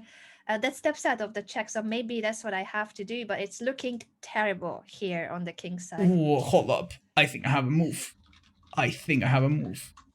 What's your move? All right. This is the point where it goes really well or it goes horribly wrong. Okay. So wait, we're gonna calculate this again because I'm gonna force you to have to. It's not funny if you calculate it. True. Okay. The problem with chess is that you cannot take back your moves, so we're gonna have to decide. We're gonna have to judge whether that's a good move or bad. That's true. Let's see. Okay. Bishop to f6. What's your idea? My idea is that if he does capture with the pawn, that will weaken the other pawn on the edge file, and that then I can just maneuver my rook and my queen in such a way that will be unbearable. But obviously, I could be wrong here. That's a very brave move. What happens with the f file? Because that's one of the disadvantages, potential disadvantages, that the rook is not guarding anymore. Yeah. Bishop, right? Is that a problem? The bishop is still guarded by the queen. Guarded by the queen. So that's not an immediate issue. And the idea is that, okay, we close the f file, but we open up the g1. So that seems like an idea. The only problem is that the other, like, let's say you capture now with the pawn, the other pawn is still defended by the queen. Very good job. Which is a little bit uncomfortable. But I was ready to get into this mess. You were ready to give up the piece just for weakening the king further. Yes, that's very much what I was thinking. Amazing job. I'm gonna take this and we're gonna check if we have enough attack. Okay. Before we do so, I want you to tell me again if I make a move that doesn't do much about my king side. Okay. What's your move here?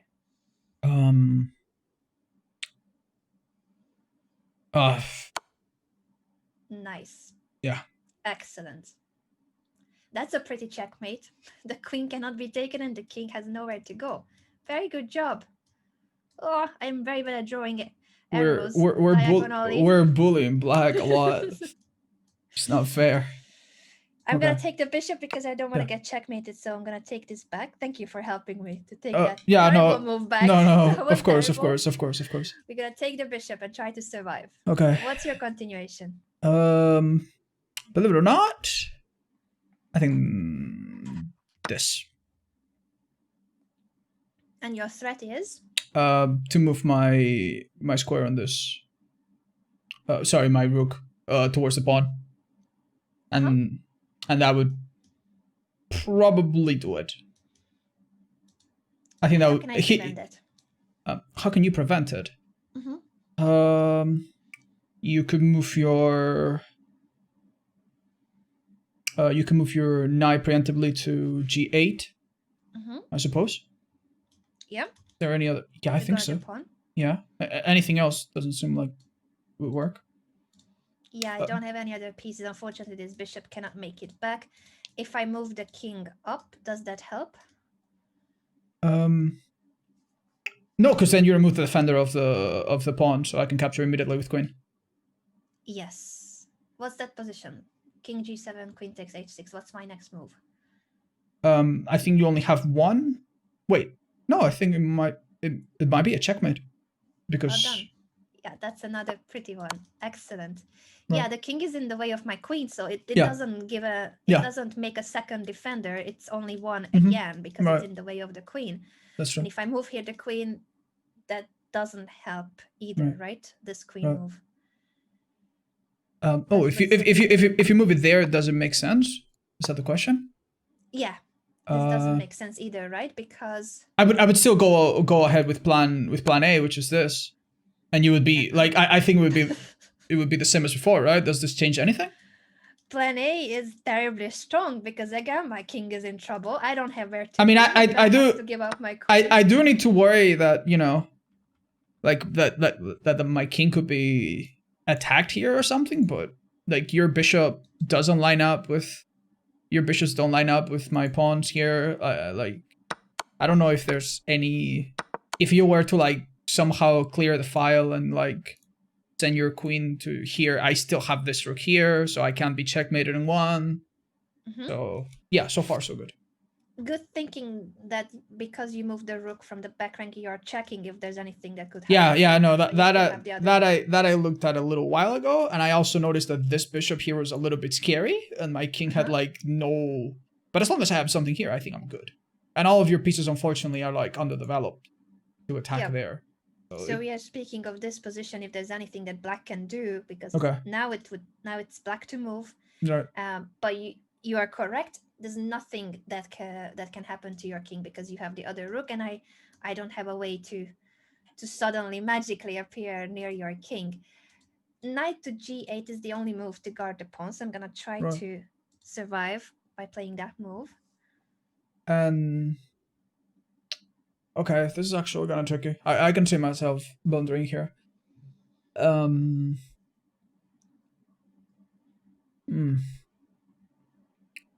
So again, after every move, let's check what does the opponent want and what are the pros and cons. Oh, I'm being told I missed another move. Sorry, bishop e3. You guys are completely right. We're gonna start with knight g8, but yes, it's true. There's another way of guarding the pawn. Maybe a stronger one. We will see afterwards. Okay. That's actually really exciting. Okay, I'm actually troubled enough by this one. Okay, so if we attack with our bishop on the knight, then that's a discover attack by the rook, but it's not really. It's hanging. So perhaps an idea now is to just double the rooks now. Because it seemed to me like that was a reactionary move. You're not really threatening anything other than maybe a capture on the rook. But if you capture, we're gonna be in the same situation this time with your knight out of the equation. So you're saying that you don't mind that I'm taking your rook? I think I can get away with it. Let's see. Now that I have the chat suggestion, bishop e3, and also king h7 is something we need to look at. You guys are right, but that's for a different reason that it was failing. Okay. Let's see if I can capture your rook. Because you like to sacrifice. So from an exchange up, you're gonna be now. What will be the material count after you capture? Well, the board tells me so. True. I think I'm gonna be like. Okay, I'm gonna be down one pawn or the equivalent. Is that a pawn that you're down here in terms of? Oh no! In terms, if we count, no. Instead, I'm down a rook. Sorry. I'm down a. Am I saying this right? I'm down a bishop. Bishop, but you are right. You were already counting the pawns because you do have 2 pawns to compensate for the bishop. And the bishop is worth 3 pawns. I think that's why you said that you are down a pawn. No, the equivalent of a pawn. Although I understand that that's not exactly it. Yeah, I understand. Yeah, very, very good job. So you're down a bishop, but you do have 2 pawns as compensation and an attack. Now the question is this attack strong enough to give up this much material? Because you have sacrificed within the last few moves, you have sacrificed a bishop and then a rook for a piece. So you are giving up quite some material. Let's see if it's worth it. Okay. Long story short, I hope so. So what happens if I guard this pawn with the king? Because that was the suggestion. Also in the chat, we're gonna take the bishop. That I think that one's easy because I can check and then you have an attack on the queen. So I think that would fail immediately unless I'm missing something very obvious, right? Excellent job. King h7 fails because you win the queen. Right. What about bishop to e3? You're now playing against my community and your community. Every five head player. We do not have good chances, but okay. So there's 2 ideas potentially. The first one I would probably try. Let's see. I kind of move my queen here to like threaten something cheeky because. We have the bishop threatening there. So good that you spotted it. Well done. Sorry. So that's a bit of an issue. What I could try to do here I suppose, is start pushing this pawn. But which one is it? oh, sorry. Yeah, So start pushing the G pawn. But I'm not sure just how different this whole thing would be if you just capture. So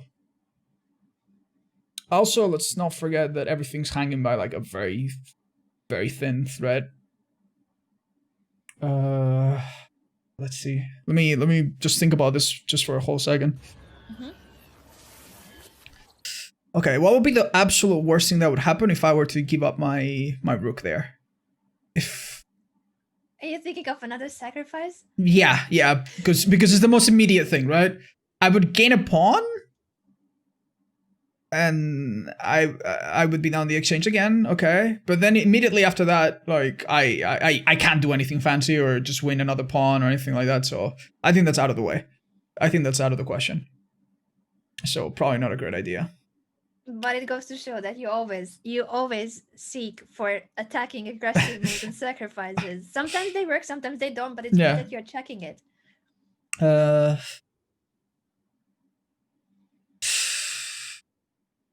Do you think this position is still a good one for you? Yeah. I reckon this is winnable. Okay. But it might be I could be off. I reckon it's winnable. But I think it's very easy for me to mess up now. And if I start to play waiting moves, then I can easily see how that one difference in material is gonna like it's gonna affect me negatively. And it's gonna hurt my chances. Okay. There's the idea to push the G pawn. Let's look for a better one. Is there a better one?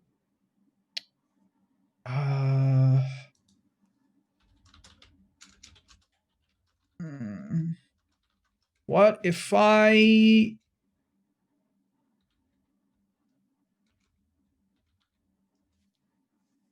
Okay.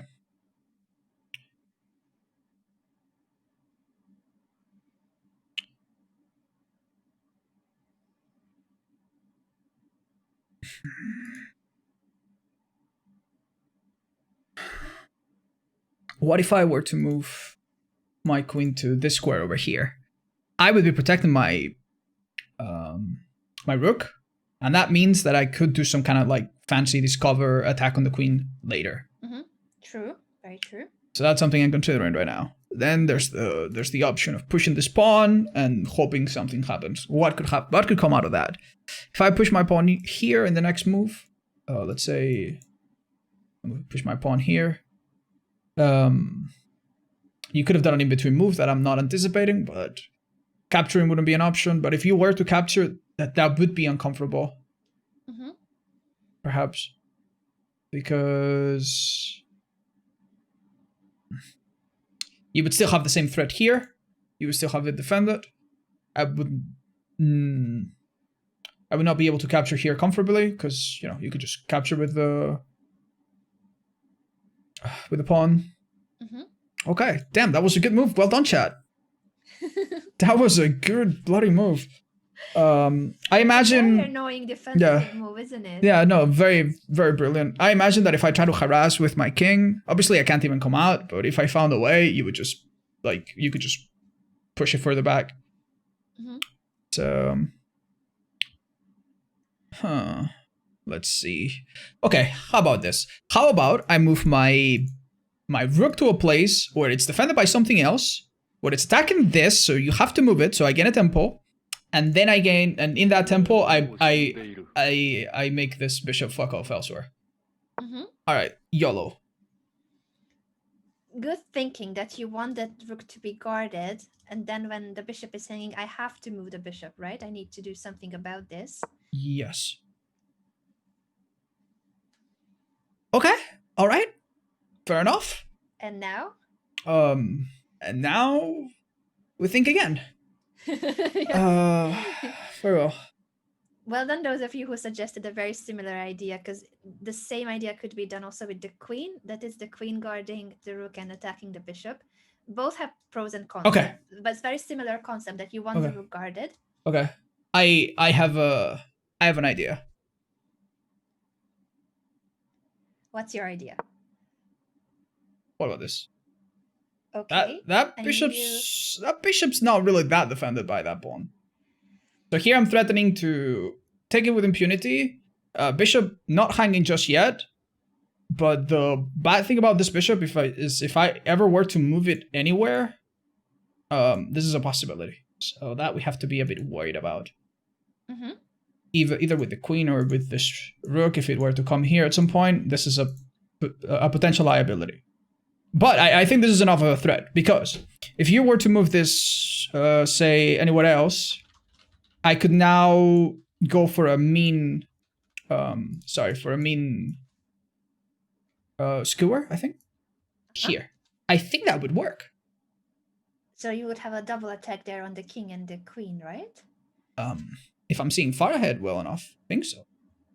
I like a lot rook g3. So again, I understand many of you are saying, no, black is winning and such. Yes, with accurate play now, with a piece up, black should be doing fine. But again, remember, we are human beings, we make mistakes. So maybe this was not always the best, most accurate moves. But you have gone for a very brave attack. And I think in a practical game, this would work. Most of the times it would work, because it's your opponents will not always find the best defense. And again, you are threatening something very direct and difficult to handle, because that bishop is important to keep on the g5 to safeguard the king. At the same time, as you said, the pawn is not protecting it. So I would have to, for instance, move the queen to guard it.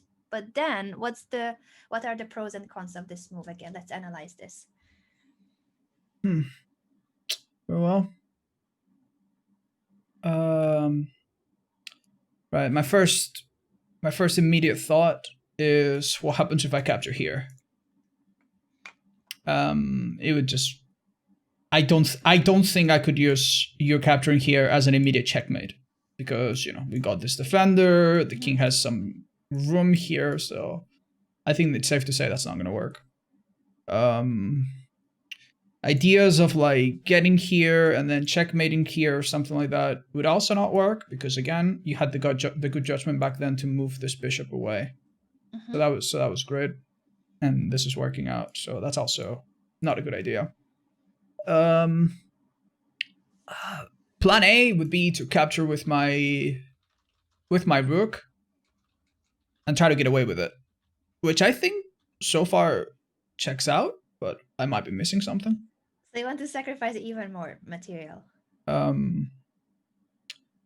Yeah, the problem is that you cannot capture with the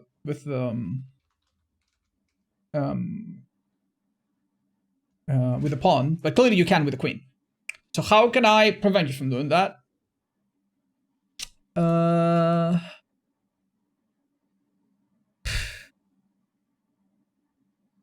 Would it do me any good to attack any further? Probably not. If I push my pawn here, then you would capture, then you would be attacking this, and you would be defended by the queen. But you might not want to do that, because then I would attack here, and that would be a checkmate. Excellent.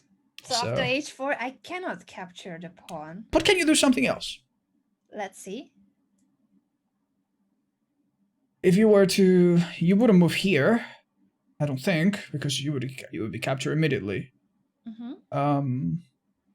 So that's out of the way, fair enough. But how about the other squares that you could move to once I push here? What will happen if you move there?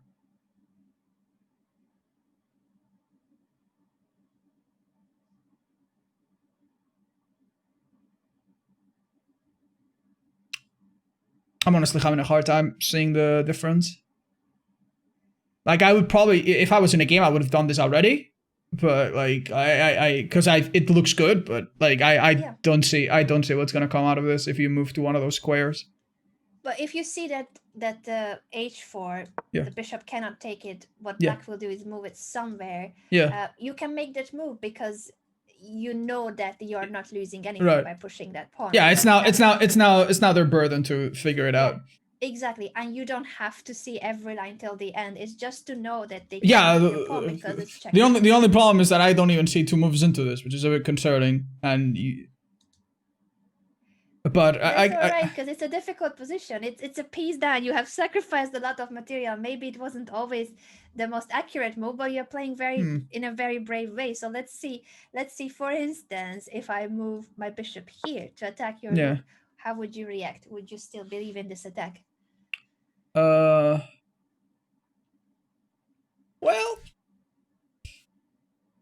let's have a look.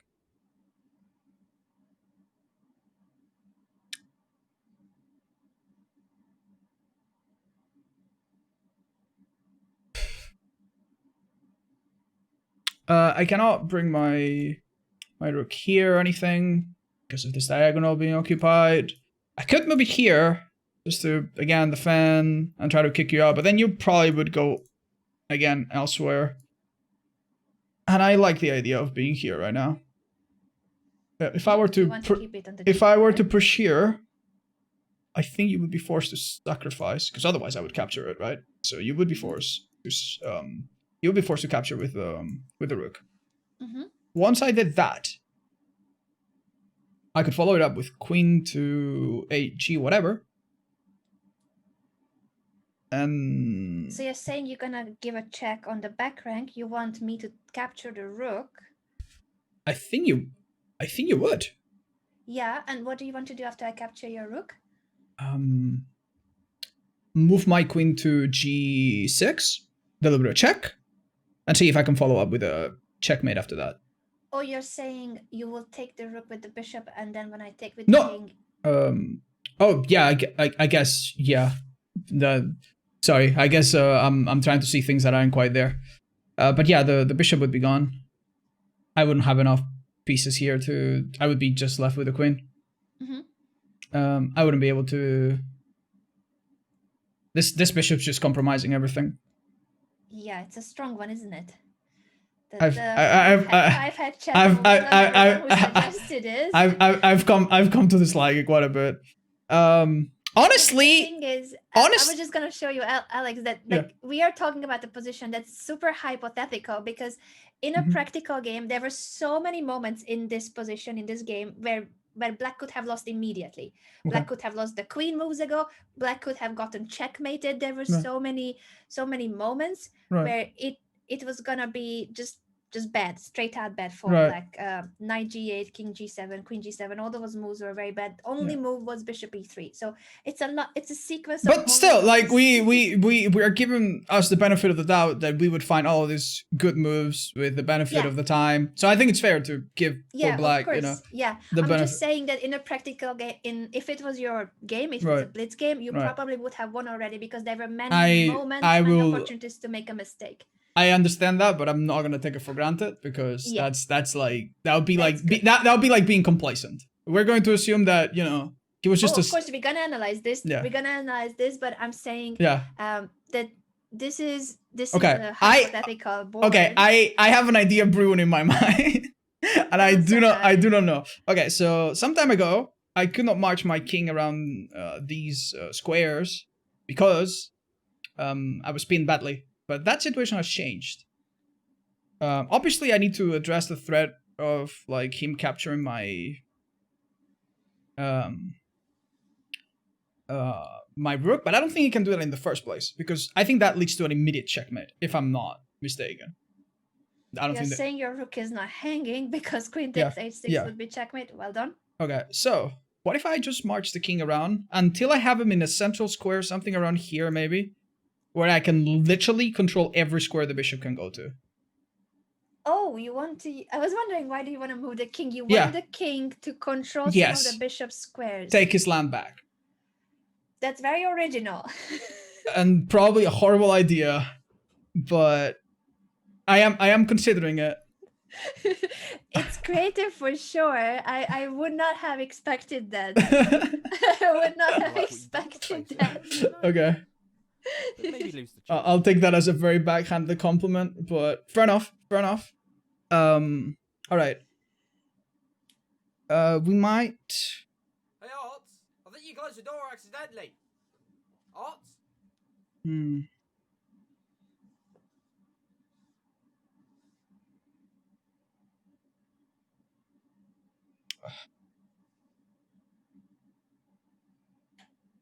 What if I were to somehow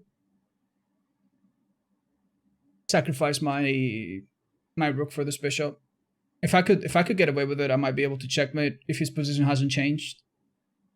Why do you want to sacrifice the rook? Because to me right now, like I see this very clear move where if this rook is out of if this bishop right here is out of the picture, I have a easy peasy lemon squeezy checkmate right here. Mm-hmm. So I'm trying to think: is there any way I can trick this person into allowing me like to exchange even my rook for the bishop? Mm-hmm. But I don't quite see it. A move I might consider is bishop to g6. To maybe then move here and have this rank, and maybe even unless something changes, we have the bishop here. We navigate our rook to here, and we kick this queen out of the way. Mm-hmm. That could be an idea. So you can use the g6 square either for the bishop or the rest of your pieces too. It seems like this is the pawn, of course, we are aiming for, but for now the bishop is guarding it. Yeah. There are holes in the black position on the other squares though, so you're looking at bishop g6. Any other ways in which you could try to get to the black king? Because I know you want to attack the black king. I'm trying to see what prevents me from attacking this rook. Like, the problem here, right, is that if I move my rook here, I immediately break the line of communication between these two. So that could be an issue. If I were to do this, well, would that be an issue? After all, would it be a good move? Because if queen was to take, then we would move the rook away. And it would be a discover check.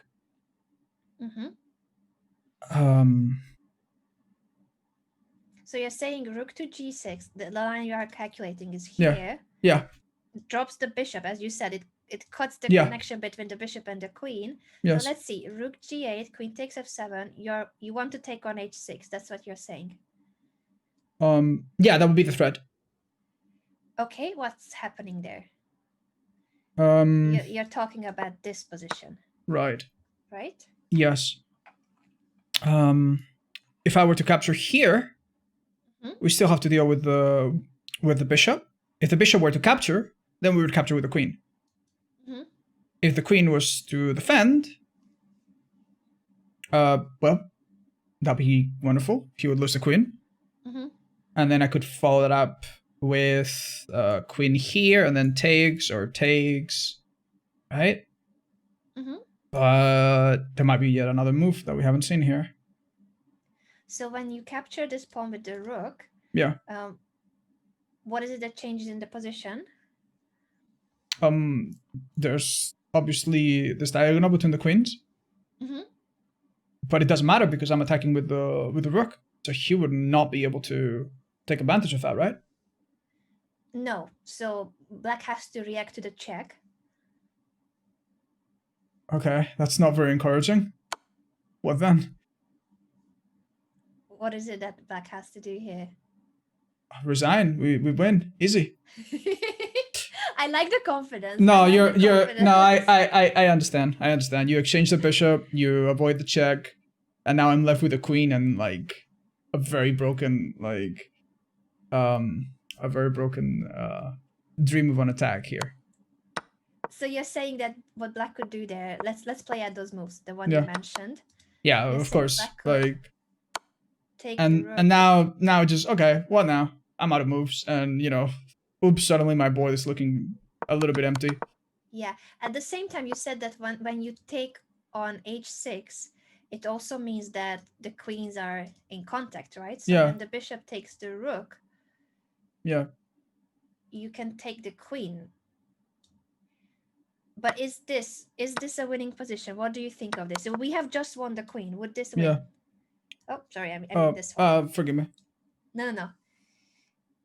Well, if we're to go by material,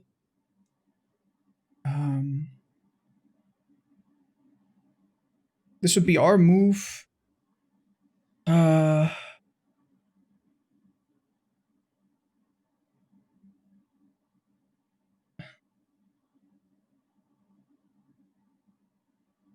mean, you can follow up. I feel like it would be a winning position, but I might be missing something. Because our material-wise, is this enough, you think? A rook and 2 bishops for the queen? It's not so much that the material is fantastic for me. It's that he has many pieces that obviously the bishops can never defend each other. But he has many pieces, and I'm gonna be able to find a fork somewhere with his queen that just takes care of 1 or 2 or whatever. So that's where my confidence comes from. Like, if he were to come here, then I would take here, for instance. And if he were to do anything else, I would check here and then gobble it up, or maybe snatch a pawn somewhere. So I feel like this would be enough if we were to do here. It's interesting that normally one would think if you add up a queen and 2 bishops, that's quite some material for the queen. But you're right that here you have pretty good practical chances because you have immediate threats. Yeah. And the king is vulnerable. Exactly. Because I imagine that I can like do uncomfortable checks. I imagine that's how I'm gonna like have the ability to even it up. Still, this would be a good practical chance. Yes. Still, though, I feel like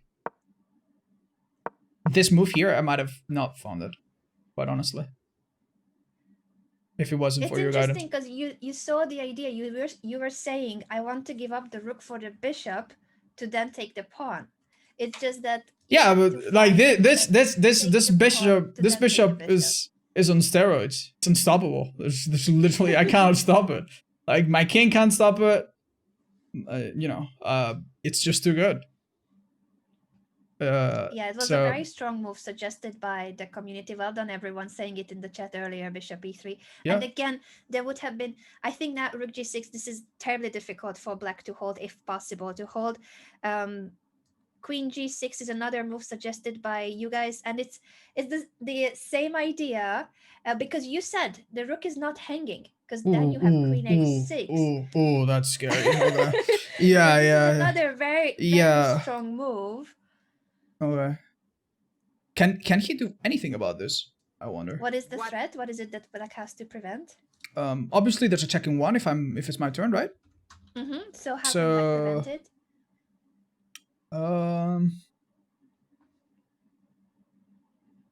I believe he would want to go queen to f8. I believe. What happens after queen f8? He's still threatening. He's still threatening to capture the bishop if it ever goes undefended. It's X-ray giving support. X-ray defending the other bishop, his own bishop. If that ever comes into play, which is nice. It's defending the pawn, which is like what I would like to move. It prevents me from, capturing here with a checkmate or anything like that.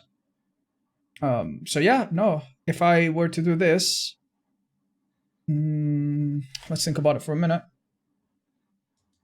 I wouldn't be able to sacrifice myself here to open this because, after all is done, he would have the square here. And he's also got... I always want to go for sacrifices. I'm just not attached to pieces very much, I think. I see that. So yeah, that queen, and you're about to give that up too. Doesn't matter. Never liked her. Okay. Maybe a strong move would be queen to f6 here, because that would force him, I believe, to go to only this square. And if I were to push my rook here, I generally don't know how he gets out of that one without a sacrifice. Can you make that move? Is rook g7 possible? For you, is it a good move or bad move? Let's see. Oh, Jesus Christ, those are scary words. All right. 6 is extremely strong, so this is definitely the first move. Right. Yeah. And after king here. So I think we might need an in-between move because obviously, we got 2 pieces. So what if I were to move the king away again? What if I were to do this? No, that wouldn't achieve anything, would it? Let's think about it. He can actually get completely away by just capturing with the queen because it's defended, right? He would lose a queen, but he might be willing to do that. That would be similar to how we won the queen earlier, but here maybe there are more pieces in the air, so it could be, of course, a line to consider to win the queen. I wonder if it would happen immediately though. If I were to deliver a check here, like he absolutely 100% has to capture. Yes. And it cannot be captured with the king for obvious reasons. So okay, this actually is a line that forces the queen to go here, and I would be losing. The problem is that if I give up these two pieces, I'm literally left with a queen and nothing else to support it, like some pawns back in a different continent. So let's visualize this. All right, let's say I do it. YOLO. He captures. Okay,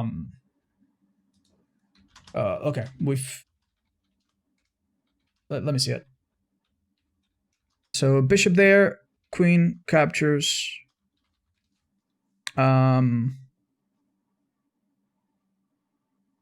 He would capture. I don't think I can checkmate him there. He would have his rook here. Both these pieces would be gone. And my queen would be in the exact same spot. This pawn would still be defended by everything. I don't think that works out.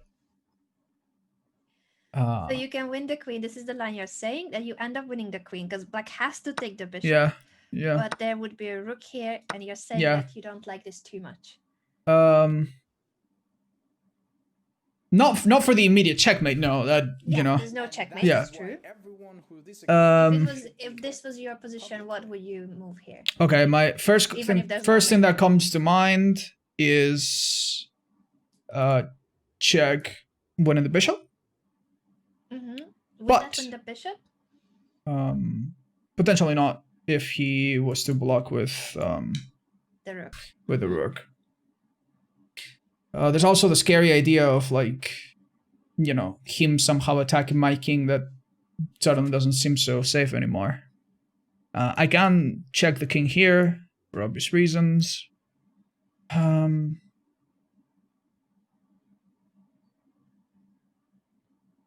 Yeah, honestly, I don't fancy it too much, but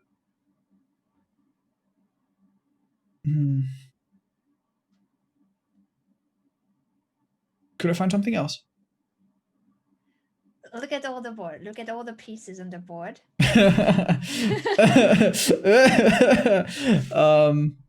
Okay, yeah, I could just check here and then win this bishop, and he might not be able to do anything about it.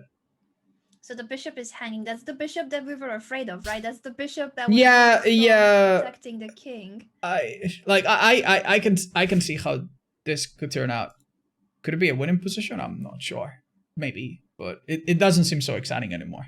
But yeah, you could take the bishop after the check, or you can take it immediately, and it's a rook and the bishop versus the queen. There's one more pawn. So in the other position, it was rook and two bishops, no pawns. This is rook and bishop and one pawn guarding. In both cases, it's not like a winning position, but you have good chances because again, the king is still vulnerable. Question: Is the idea of an in between check good at all, or is that just completely redundant? Because in my view, if I force this rook, maybe out of the back rank, that might be good for us, but perhaps not. Yeah, you can give the check first if you consider that the rook is standing worse on g7 than on g8. Yes, so that's good logic. That if you think this is worse here, then to give the check first and capture the bishop. But maybe it's not. Maybe. I think you would win this game because again, material-wise, this is great. I mean, the rook and the bishop together in a position where both the rook and the bishop would be very active. They can compensate. But here, it's your queen that's really active. Yeah.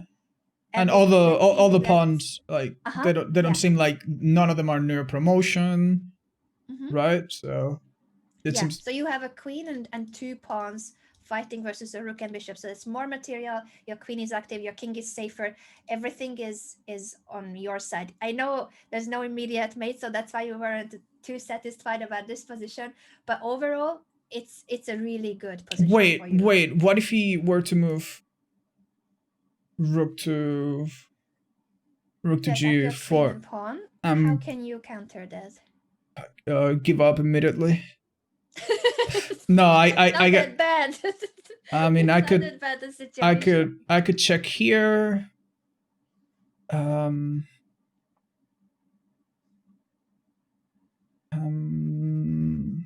Then I guess we could be forced back into the same situation, but yeah, you force the rook go back to the 7th rank, so the pawn will not be hanging. It's true that this would attack both, but you can, if you want to, you can give this check and then move the queen somewhere else, because now you no I could need to capture the bishop. Right. I do see the merit of it. Yeah. Excellent. So this would still be a game, but I think you would have a good chance of winning it.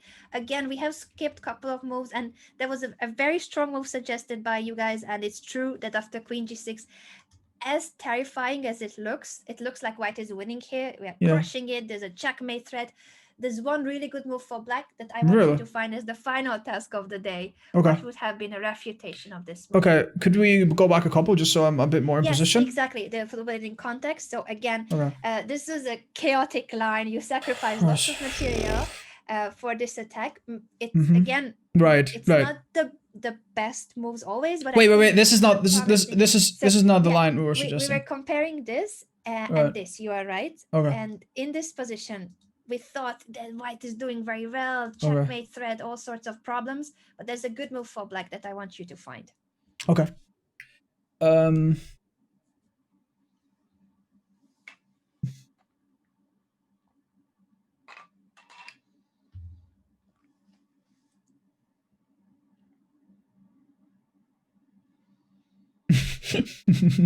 gonna piss you off if I say anything at all.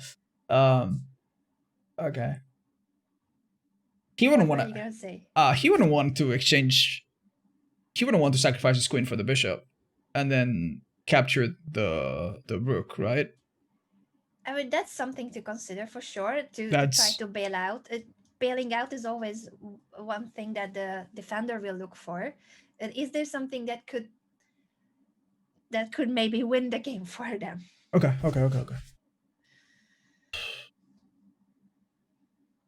Win the game for them. Damn. So you're giving me... Oh! Okay, well, actually, that's a good hint. Because we moved the queen from this square, she's no longer defending this pawn. The pros and cons of each move. Well done. Right. So now queen here it's just ugly. I guess my... Alright, let's have a look. You are defending this pawn still multiple times. So you're totally good. If I were to go the obvious rook here, I think this is an immediate checkmate. I think. You don't even want to take the rook. Impressive. Yep, checkmate. Yeah. That's more important than the rook. Okay. Yeah, sometimes. And so that's obviously out of the question. So with that out of the way and literally nothing else, I think you have to move your king here. And after that, I don't see the next immediate move just yet, but I guess you could just win material and be like, okay, that's an idea. At the very least, you can do that. And now you're up a whole rook, which in this situation probably is enough. And then you're threatening like all kinds of like wacky things that I probably like. This is like I don't know if I guess this is just a straight up bad move then, because I don't think there's a way to defend against this. Like it just sends you into a spiral of like bad move after another, and you're in full damage control. And honestly, I also blundered it the moment we analyzed it, because it looks like queen g6 is terribly strong with the threat of checkmate. Yeah, it's a psychological move that can fool a person, but like even like a low level machine would like immediately find it. Like I see that. It's easy, but I think again in blitz games when you are the it's a lot easier. Well, as a defender, it's a lot more natural to look like, oh, the threat of checkmate. I need to guard that square. I come back here. Will I move the rook? So you start looking for a way to defend it, and you don't always realize that you have an opportunity for a counter attack. So I think it's good that if you look for that's really analyze brilliant. what are the threats what's the threat of your opponent after each and every move, and what are the pros and cons of the move that you're looking at. And you said the queen moves here does no longer guards the pawn. Yeah. So eventually rook g6 is a lot stronger, and then it could be, for instance, this position with the queen fighting versus a rook and two bishops, but you have two pawns, a safer king, very active queen. So I think in a game this is a good chance. That was really beautiful to go through and see all the variations. That's great. All right. I'm glad you found it instructive. I would love to have more sessions in the future if you want to. If you want to train more. I will come back stronger. I will commit to, like, I don't know if you think it's realistic, but maybe I could try to keep playing on chess.com, which we're graceful enough to set this whole thing up, and get my elo rating a little bit up before the next one. Amazing. What have we learned from today's session? What is it that you think you will apply in your games? Okay. First of all, analyze the intent of every move of your opponent instead of just, mindlessly thinking about your own plans. Because when you play against someone that's higher level, in that match against Alexandra and Andrea, like, I quickly realized that I would think about a move 3 turns ahead of time, and they would just, no, they've already seen it coming, So analyze the intent of every one of your moves. Pay more attention into, to weighting the pros and the cons of each move. And maybe consider not sacrificing every single piece you have, like, immediately. That's probably the hardest. That's gonna be very difficult for you, because even in this game, I just want to show one more time real quick. Oh, sorry, this is the other one I clicked on. That you didn't have to give up so much material. It was more like you wanted to. Yes, yeah. You were winning in every line we looked at earlier. You were winning. Can I? Oh, and I got lost in my own line here. This was here you were an exchange up from this moment on. Yeah. So you could have continued just with. That's crazy that this is the same game. That's insane. Yeah, like, wow. You didn't have to give up the rook and then the bishop, but you wanted to. You wanted to sacrifice, which is very brave. Sometimes maybe too brave. So it will be, of course, with experience, you will know better when is it worth to give up that much material, because it could have also backfired, especially at the bishop. Oh, don't worry, I've got a lot of experience in that. I think I'm good at that. Like, I can fuck it up super fast. But yeah, no, I'll commit to it. I'm gonna try to apply these principles. I'll try to log my current rating. I play, like, I don't know, like 15 games or something, and I have like a rating of 1,200 roughly. And That's not bad. I think I can definitely bring it up a bit. And perhaps by our next session, if you gracefully agree to it, I'll be a bit higher than that. How about that? Amazing. Let's do that. Let's meet up in a week or so. I don't know how long you will want to have until the next session. When can we schedule? If I feel like more time would be beneficial, I'll let you know. If I feel like I'm ready in a week, I'll be back. I'm actually quite committed. This was amazing. really fun. I'm glad. I'm hoping it was helpful, and we're gonna see the impact on your game. We need to see the hamster. That's what we need to see. Let me go find it. I mean, I think we earned it, haven't we earned it? Those of you watching here on my channel, we have been asking for the hamster. I think also Alex's community wants to see the hamster again, always. I have not met the hamster yet, so this is gonna be an epic moment. This is gonna be an epic moment. What's the name of the hamster? Can someone tell me the name of the hamster? Hello everyone at Otz's channel as well. What is the name? What is the name of the hamster? Hamster time it is.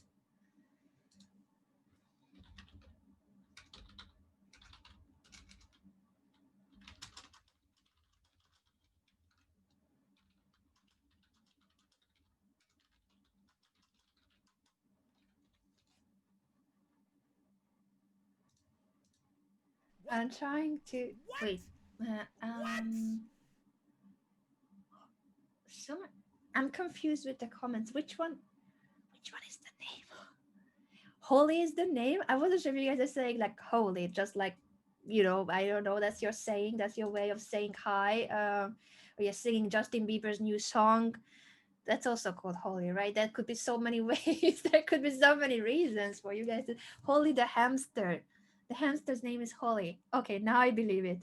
Now I do. Okay. Sorry about that. Her Majesty needed to be grabbed from her little cage. I'll show you in the call, but I'll show it in the bigger camera. Okay. This is this is the little hamster. Oh my God.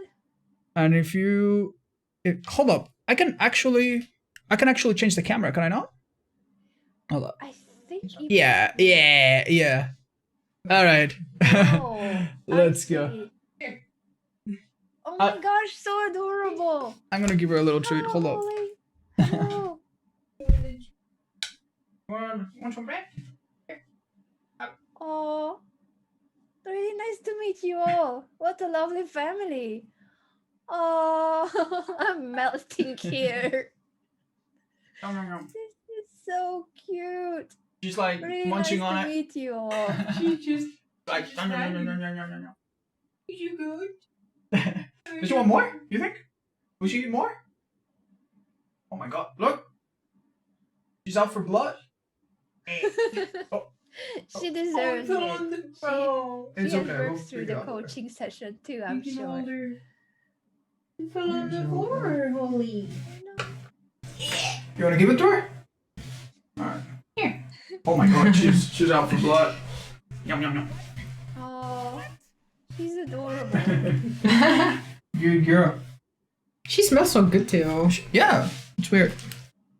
Come here, manager. You wanna take her? Come. All right, you got her. Yeah. All right, that's it. Holy. I'll be practicing chess against my hamster a ton. Oh, thanks so much for letting us meet Holly. And I'm being told that you call her the manager. Oh yeah, she sometimes comes to the stream and just gives us advice. Here and there. See. So she's the one behind the scenes. Yeah. Big decisions. Yeah, sometimes. Anna, That's again. really cool. Thank you so much for letting us meet Holly and your lovely girlfriend. I don't know her name. I don't know her either. I'm gonna ask her later. I've forgotten. No, she's Nina. She honestly keeps everything alive in this household, and it's a joy having her around. I'll introduce Nina. You wanna come and say hi? 2 seconds. She's putting Her Majesty back in the cage. Oh, is Nina a streamer too? Yeah, she. Where can we follow her? Can you tell us her channel? Yeah, hold up. I'll give you her. And you guys play the same game, I'm being told. Yeah, we're lunatics. We play the same game. I play more on the killer side. She plays more on the survivor side, and she does stuff with friends. This is Nina. Hi, very nice to meet you, Nina. This she can't hear, but this is Anna. Okay. And she said she was happy to see you as well. Thank you for bringing the manager over. Of course. Did you have fun? Yeah, but I learned a lot. Like I'm feeling invincible. When I go and lose in like my first game, it's gonna completely crush me. So yeah, I'm looking forward to it. But yeah. Thank you so much for joining me for today's session. Thank you for accommodating for every little thing about it. Has Twitch been behaving, by the way? Because I know it was absolutely broken. Yeah, I hope it's all right now. But earlier, the chat was broken. Many of you couldn't talk in the chat. I hope that by now it's fine. And I just hope it's gonna be working the next days because it happened already yesterday or a few days ago. Oh yeah. I honestly I have strong feelings about it. I think it's really sad that like I don't know if you've had to stream without seeing your chat for like an hour or something, but it's like it's the most depressing thing ever. Like hello. Yeah, Hi. Well, I'm gonna. Feel like a live stream. Yeah, no. no. There's no interaction. you immediately go from like professional, you know, certified live streamer to just a weirdo talking in a room to themselves. It's so Exactly. it's so That's what we sad. are anyway. But Yeah, the no. chat kind of tells us, Yeah. no, maybe not. It fills the silence. People are asking me if this is gonna go on YouTube. I think that if I have Anna's blessing, I'll be putting this on my second channel. So Of people course, can yeah, watch feel it. Because free to. I learned a lot, and I'm probably gonna go back a bit and maybe watch it. Amazing. I'm happy so it good. was helpful. Very helpful. And again, I just as a for those who will watch the video and will start analyzing, I know there are many variations we could have gone into. I know there were better moves. Okay. There will always be people Yeah. who are like, but why not this or that move? I fully am aware, but this is not about perfect moves and perfect games. We were just trying to show a game that could be a potential game of Alex, that level, and with mistakes from both sides. That's all right. It happens. Everyone makes It was a perfect game. Don't even try bother analyzing it. Okay, It's sorry, like she's perfect. she's being humble about it. It was literally GM level. But yeah. Oh, my I'm own. looking forward to seeing your game. So all the best with the practice games, and I will catch you in a week or a few weeks. We'll see. I will train relentless. I hope to make you proud. Thank you very, very much. It's been very, very lovely. Bye Anna and chat. Bye, have a great day. Have a great evening. Actually, in Spain it's even later. Good night. Yeah, night. Buenas noches. Buenas noches, Ana. Encantada de conocerte. People are asking why I'm not talking to you in Spanish. I speak in English on my channel. I think you also do on your channel. No. If you talk to me in Spanish, it's gonna make it's gonna take more of an effort for me. Because when I sit down on the chair, I talk in English. Yeah, likewise. My streams are hard. English language streams. So. But anyway, many hugs to you, chat, and Kevin. What's it? Did I get it right? Kevin. Yeah. Many hugs to everybody. Bye bye. Bye everyone over at Otzdarva's channel too. See you soon.